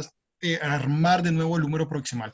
Entonces, eso es como mi forma de pensar, pues, adicionar a lo que dijo Cristian. Gracias, Guido. Creo que se complementan las respuestas. Excelente. Wilson. Vamos a hacer una presentación de un caso clínico, sobre todo para que nos puedan dar una opinión que se puede hacer en este caso. Queremos que nos den una opinión. El doctor Luther va a presentar el caso clínico y como estamos ahora con muchos expertos en este tema, queremos que nos puedan orientar sobre todo en esto al doctor Luther. Te doy paso, Luther. Tienes la voz y a ver, por favor, nos pueden ayudar en esto. Luther está en otra ciudad de Bolivia, en Cochabamba. Adelante, Luther, por favor, gracias. Muy buenas tardes, un saludo cordial a todos. Muchas gracias a Bamed por permitirme este pequeño espacio. Quisiera mostrarles este caso clínico que justamente es un paciente reciente. Es un masculino de 35 años, un politrauma, tiene fracturas costales y trauma abdominal. Esta es la radiografía, pues que no nos da mucha pauta, pero se hicieron los estudios tomográficos y es así como está dentro de la reconstrucción 3D, ¿no? Entonces, se observa una fractura bastante compleja en el cuerpo de la escápula, por debajo de la espina, al final, igual en el borde lateral, infraglenoideo, ¿no? Entonces, una fractura bastante compleja. Y la fractura adicional que tiene a nivel de la diáfisis de la clavícula. Quisiera hacer unas cuantas preguntas para poder más o menos orientar el caso clínico. Es prácticamente, paciente joven, 35 años. ¿Cómo es que se realizaría la fijación de estas fracturas? Porque creo que sin duda es una patología quirúrgica, ¿no? Hacer la primera pregunta. En relación a este paciente, ¿por dónde empezarían ustedes la fijación? ¿Empezarían la fijación por la fractura de clavícula o empezarían la fijación por la fractura escapular? No sé si doctor Fierro podría empezar quizás a comentar. Sí, no, sin duda es un caso, digamos, interesante, muy, muy interesante, porque la fractura de clavícula, porque estoy viendo acá, déjame verlo, la fractura de clavícula no está casi que no está desplazada. Si uno lo mira de forma aislada, la fractura de la clavícula podría, pues, creo que difícilmente uno pensaría en cirugía. Y la fractura de la escápula, si pueden poner otra vez el tag, por favor. En la fractura de la escápula, si uno mira lo mismo, en la fractura de la escápula, de pronto la columna lateral sí valdría la pena. Sí, la verdad yo simplemente pensaría en restablecer la columna lateral exactamente de la escápula y nada más. Creo que la clavícula no le haría nada. Fíjense cómo el acromion, la espina de la escápula, la escotadura espinoglenoidea, el cuello, digamos, eso está bien. Entonces, si yo logro simplemente restaurar la columna lateral de la escápula, creo que ganaría la altura pues, del cuerpo que le hace falta, me ayudaría a organizar los fragmentos que están en el cuerpo de la escápula y a la clavícula, pues obviamente esto, para eso es el caso, para discutirlo, alguien le podría fijar de una vez, pues dirá, ya estoy operándolo, pues operémosle de una vez la clavícula, pero creo que el contacto es casi que completo, no está desplazada, creo que la clavícula le iría bien con un manejo conservador y solamente pensaría en operar el cuerpo de la escápula nada más. Perdón, la columna lateral de la escápula. O sea, lo que hay que considerar es la fractura extraarticular, ¿no? En el caso de la escápula. Cristian, ¿qué opinión te merece esto? Para luego pasar con el doctor Bello. Bueno, yo creo que es una combinación clásica de traumas de alta energía. Es bastante frecuente ver la fractura del tercio medio de la clavícula asociada a una fractura de escápula, ya sea con componente articular o no. Normalmente mi enfoque para estos pacientes es siempre fijo la clavícula, me resulta cómodo, con una placa convencional, cualquiera que tenga disponibles, haciendo los principios ya clásicos de reducción de la fractura, estabilizarlo de manera adecuada.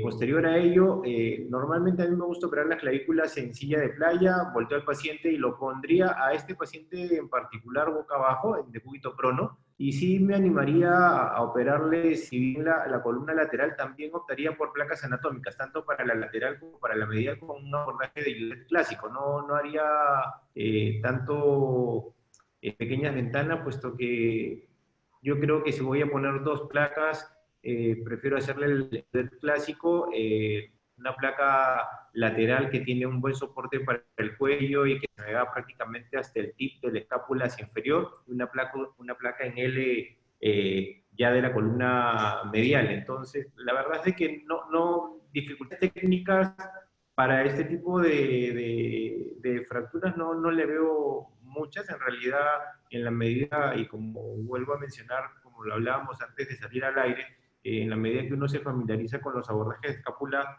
es relativamente sencillo. Lo único que hay que hacer solamente es controlar una buena hemostasia para evitar los hematomas secundarios, porque son abordajes un poquito extensos. Y sí, utilizaría placa en clavícula y doble placa en escápula. Gracias, Cristian. El doctor Bello. Bueno, antes de que... El trauma está en México, el doctor, a ver, su opinión es importante. Bueno, antes de contestarles, la pregunta es, yo haría otra previa. 1. ¿Cuántas fracturas costales tienen y en qué sitio? Son los cuerpos costales de C5 para abajo. Son 4 niveles. 4 niveles y son posterolaterales, ¿cierto? Importante Sí. por el abordaje. No, Además, independientemente del abordaje, 1, no nada más, si ustedes tienen la posibilidad, no nada más hay que fijar los arcos, la escápula y la clavícula. 1, la clavícula hay que fijarla de entrada sí o sí, porque independientemente de la fractura de la escápula, eso mejora la capacidad ventilatoria del paciente. 1. 2, si tiene fracturas costales, si tiene fractura de escápula, y por lo que estoy viendo del lado izquierdo, primero tenemos que descartar una contusión miocárdica importante, más contusión pulmonar, que generalmente se llegan a complicar de 24 a 72 horas después, que aparentemente no hay nada, y después el tórax está velado. Claro que como estamos en COVID, luego van a decir que le estaba dando COVID al paciente, y no, sino es la contusión pulmonar importante o miocárdica. Entonces, hay que fijar los arcos costales, si eso se empieza en un abordaje lateral, o nos podemos ampliar con el abordaje que nos dijo Cristian, el de Judet clásico, pero hacia abajo, para también disecar los arcos costales, y también hay que fijarlos. Tenemos en nuestra mano en muchas ocasiones algo que se llama el matrix rib, que puede ser placas o enclavado intramedular, pero aquí no es que fijes todos los arcos costales, sino uno sí, uno no, uno sí, uno no, para poder tener una buena capacidad ventilatoria. La fijación de la escápula no la haría tan exhaustivo, sino solamente la columna lateral, como dijo Guido, y sí fijaría la clavícula anteroinferior. Eso es lo que yo haría, porque este paciente en cualquier momento se puede poner grave, incluso puede presentar contusión pulmonar e insuficiencia respiratoria o diestrés respiratorio. Recordar que al estar clavícula, escápula y arcos costales, hay que considerar que es un paciente que tuvo una lesión liberadora de alta energía y que en cualquier momento, si no tenemos cuidado, se nos puede morir. Muy bien, Ese es mi muy claro. comentario. Gracias, doctor. Una pregunta, ¿alguien no operaría la escápula? Puedes no operarla, Wilson, porque está multifragmentada y solamente dando la distancia a la clavícula. Pero si vas a abrir para fijar arcos costales, fija la columna lateral más la clavícula, que eso nos va a dar una mejor respuesta y funcionamiento posterior al paciente. Póngale que si no tuviéramos fracturas costales, solamente la escápula y la clavícula, ¿alguien solamente fijaría la clavícula como tal y dejaría la escápula así? Doctor Onishi, No. si me permite, Claro. bueno, eso sí, digamos, hay algunos conceptos tradicionales que dicen que si tienes ambas asociaciones de fracturas, tú fijas la clavícula e inmediatamente se fija la fractura de la escápula, y eso creo que ha demostrado que sí funciona por mucho tiempo. Pero actualmente la tendencia es individualizar cada fractura. O sea, en otras palabras, si yo tengo mi fractura de clavícula, yo analizo la fractura, veo si hay desplazamiento o no, y la fijo. Y independientemente de eso, después yo analizo la fractura de escápula y yo veo realmente si es que esta fractura escapular tiene criterios quirúrgicos o no. Si ese es el contexto, yo fijaría las dos. Si no es el contexto, solo fijaría una, ¿no? Eso es más o menos como yo lo manejo. Muy bien. Guido. Guido. Luther, Yo ¿tienes estoy completamente de acuerdo con lo que el doctor acaba de decir, exactamente estoy de acuerdo. Si la fractura de clavícula no tuviera contacto o estuviera acortada, pues por supuesto que la fijaría. Pero ¿qué longitud voy a ganarle más a esta fractura? ¿Sí? O sea, ¿qué contacto de más le voy a ganar? Digamos, yo entiendo el contexto de si el paciente se complica ventilatoriamente, sí, digamos que la clavícula esté fijada es una ventaja. De pronto, no sé, para movilizar el paciente durante la hospitalización por parte de enfermería, de pronto podría ser mejor tenerla fija, pero todos son como criterios que no son principales, ¿sí? Digamos, esa fractura no está cortada, tiene contacto, casi que el desplazamiento es ninguno, pues por lo que estoy viendo acá. Entonces yo no veo cómo fijar la clavícula me cambiaría la fractura o me ayudaría a complementar la cintura escapular. O sea, no creo que aporte mucho en este caso puntual. Por eso dividiendo como muy bien lo dijo el doctor, yo miraría las fracturas por separado y con esto en mente fijaría solamente la columna lateral de la escápula, nada más. Yo en eso estoy de acuerdo contigo, Guido. Si no tiene problemas de los arcos costales, o sea, yo lo vi integral. Si fuera aislada como lo están expresando, sí, yo nada más fijaría la clavícula. Digo, perdón, la escápula. Y el lado lateral, punto, no más. Conceptualmente les hago una consulta a ustedes que tienen bastante experiencia en esto. Si nosotros tenemos una inestabilidad en la cintura escapular, teniendo la fractura, bueno, un hombro flotante en este caso, con fracturas bastante complejas, más 3 o 4 que eran ipsilaterales, las fracturas costales que teníamos, ¿ustedes no lo interpretarían como un tórax inestable, porque queda todo ese lado inestable, con esos criterios para fijar tanto la escápula, como dijo el doctor Fierro, por lo menos la columna lateral y la clavícula? Precisamente es lo que yo dije. Es un paciente de un trauma liberador de alta energía. El tórax, si son todos esos arcos costales, es un tórax inestable, que si se deja así, o como luego dicen, es el dolor, nos puede causar también un diestrés respiratorio importante, más la fractura de escápula, más la fractura de clavícula. Entonces, en un politrauma, sí es mejor, aunque no esté desplazada la clavícula, fijar la escápula, pero también fijar los arcos costales, es lo que yo mencioné. En politrauma. De manera aislada, como lo dijeron después, totalmente de acuerdo con Guido, solo la columna lateral de la escápula y punto. Pero en este caso es politrauma, hay que fijar arcos costales, fijar escápula y fijar clavícula. Entonces, en conclusión, para sintetizarlo específicamente, en este caso, la recomendación para el doctor Luther sería fijar tanto la escápula, la columna lateral, como la clavícula, ¿cierto? Así es, así Estamos es. todos de acuerdo, perfecto. Muy bien. Pasando a preguntas técnicas. ¿Cuál empiezan? Clavícula, escápula. Porque el plan original sí fue ese. Hacer que se llama la fijación de la clavícula y hacer la fijación de la columna lateral de la escápula sin meterse al resto del hueso, ¿no? Entonces, ¿qué posición adoptarían para operar este paciente y por cuál empezarían? Yo lo pondré en floppy position y empiezo arcos costales, escápula y clavícula en ese orden. No sé qué piensa Guido y Cristian. Politrauma, ¿eh?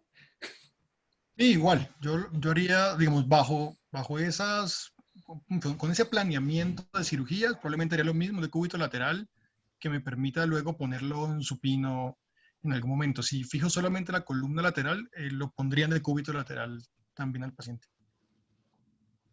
Sí, como mencionaste, Alejandro, sí podría ser un Flori pero yo entraría primero por clavícula. Yo creo que me gusta siempre para este tipo de lesiones combinadas empezar por clavícula o por la fractura más sencilla y después entrar por posterior para poder hacer abordaje de escápula y eventualmente costillas.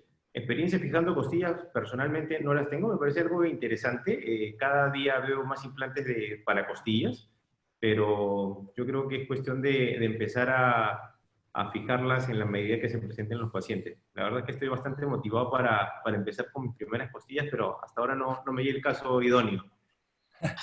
Bueno, si le sirve de experiencia, yo tengo bastante experiencia fijando costillas, pero les voy a explicar por qué.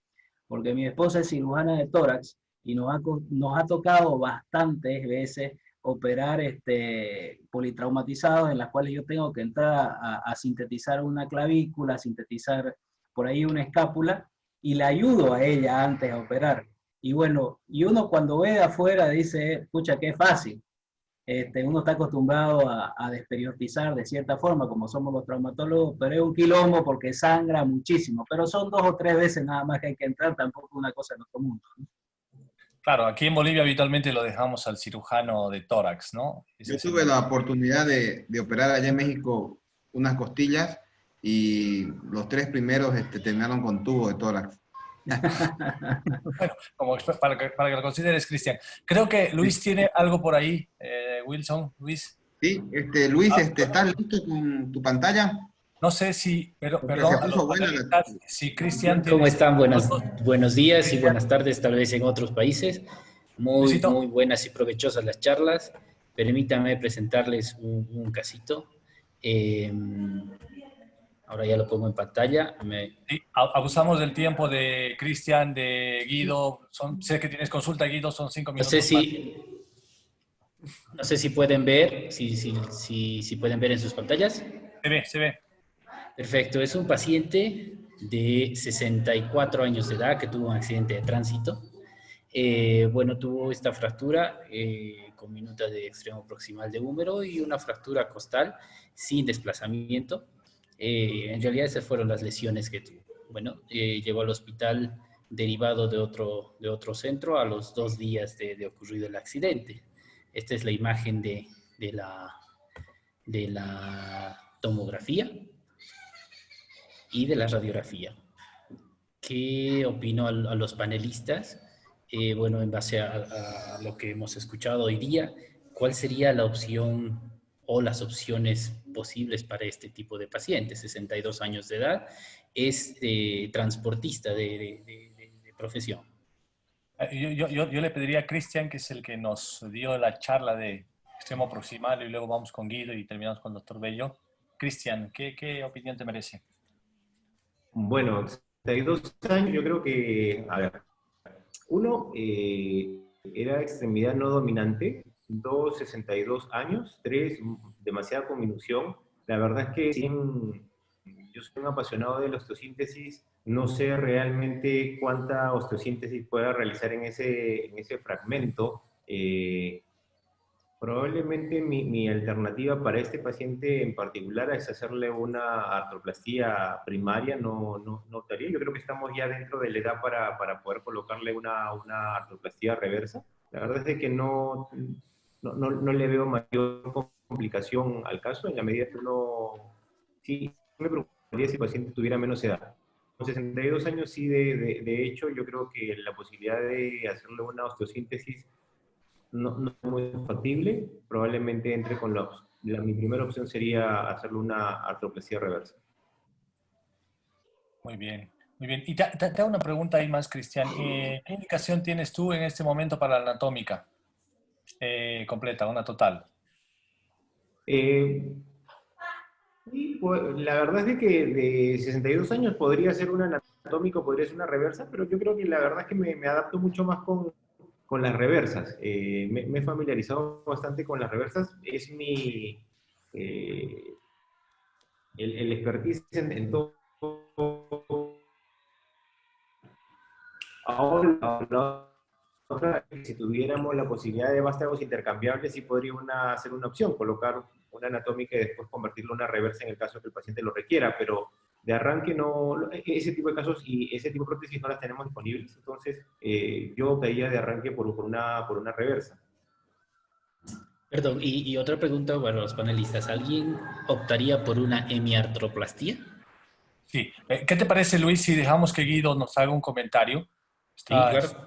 Sí, yo en este caso, tiene 62 años, pues uno obviamente quisiera para una prótesis reversa entre más edad mejor, pero con 62 años y esta fractura, creo que muy probablemente haría también una reversa, pero en la conversación con el paciente le explicaría su lesión, le diría cómo el estado de sus tuberosidades y la dificultad técnica para poderla reconstruir, y le diría que sus alternativas son o no hacer nada, o no operarlo, dejar que consolide eso como está y que se rehabilite, una opción, e intentar ir a cirugía. Le explicaría que muy probablemente no voy a poder fijarlo, o sea, esa opción no la tendría en cuenta. Intentaría ver el estado de las tuberosidades en cirugía, si permite hacer una hemiartroplastia, que con esa combinación lo dudo, y pues no me demoraría mucho en saltar a una prótesis reversa. Entonces creo que esa sería la forma como yo abordaría a ese paciente en el consultorio. Gracias, Guido. Doctor Bello. Definitivamente estoy de acuerdo con Guido, con Cristian. Estas son de las fracturas que el ortopedista debe de entender.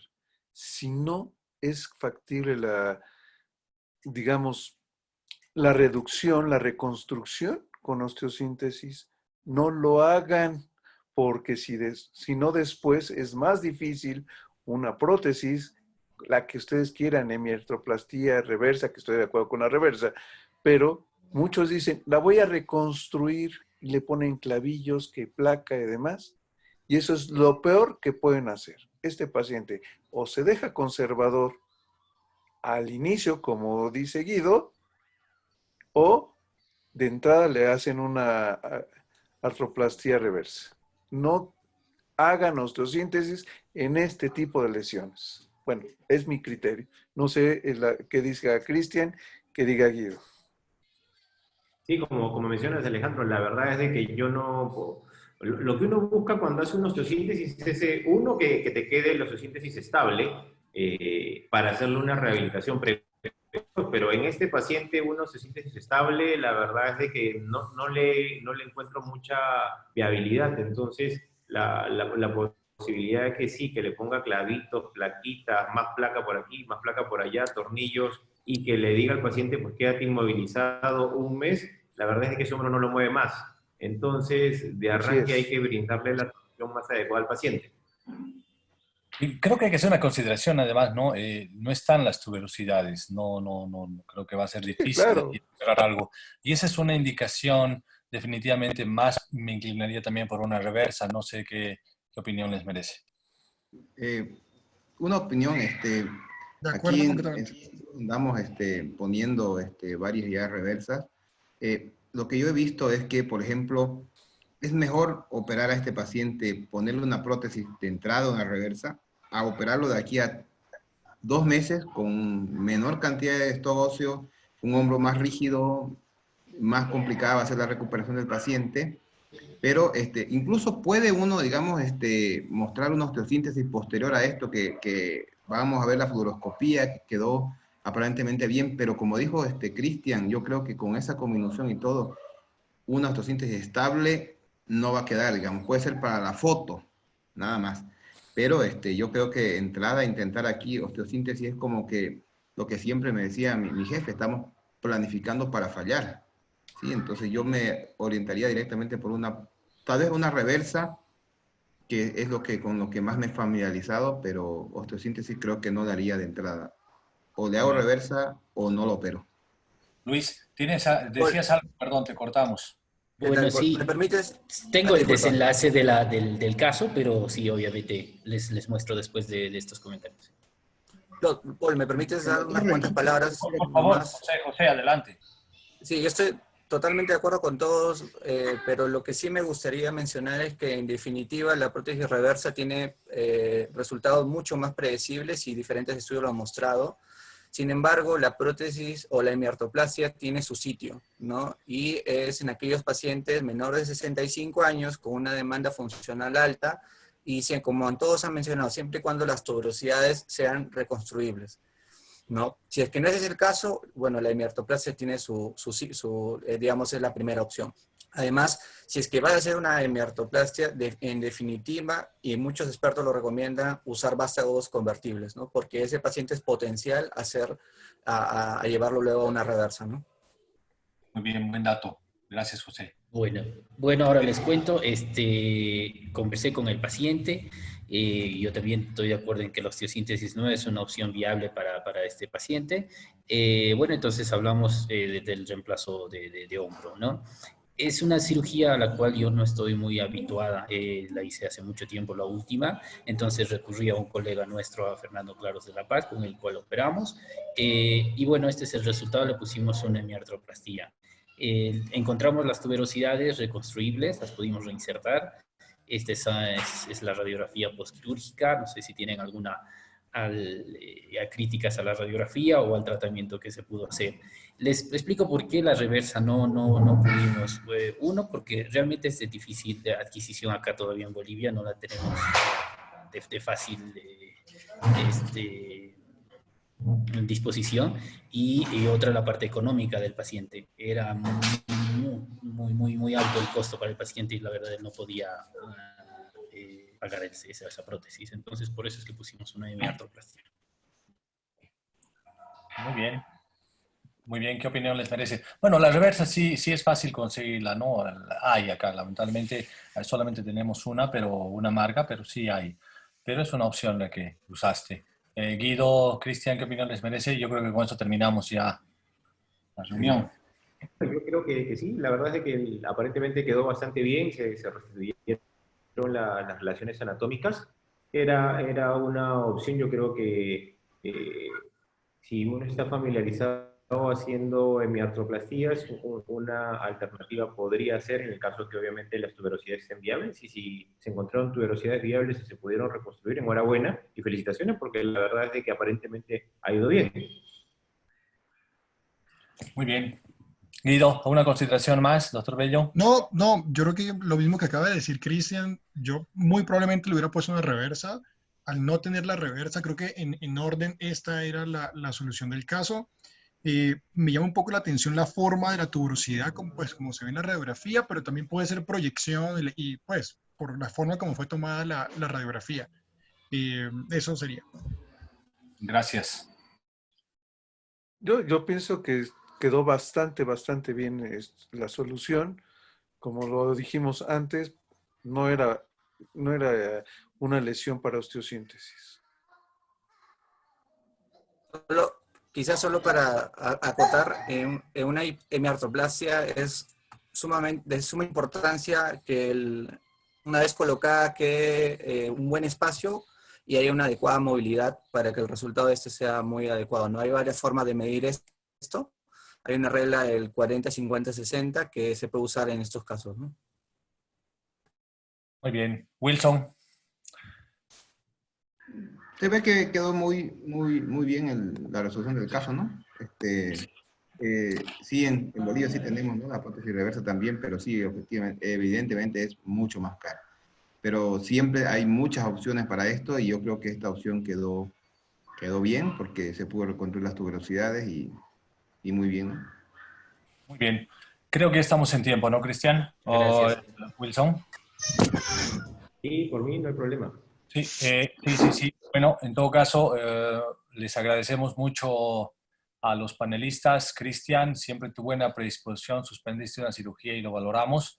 Guido, como siempre, con la paciencia, muchas gracias. Tu tema igual espectacular, siempre aprendemos de ti. Doctor Bello, gracias por estar presente con su experiencia de un hospital de alta energía y de trauma como es en México, donde usted trabaja. Y gracias a todos. José, siempre sus opiniones acertadas. Gracias por acompañarnos. Gracias a todos. Un abrazo y gracias. Muchas gracias. Fue productivo. Muchas gracias. Gracias, Paul. Gracias a todos. Gracias a todos. Chao.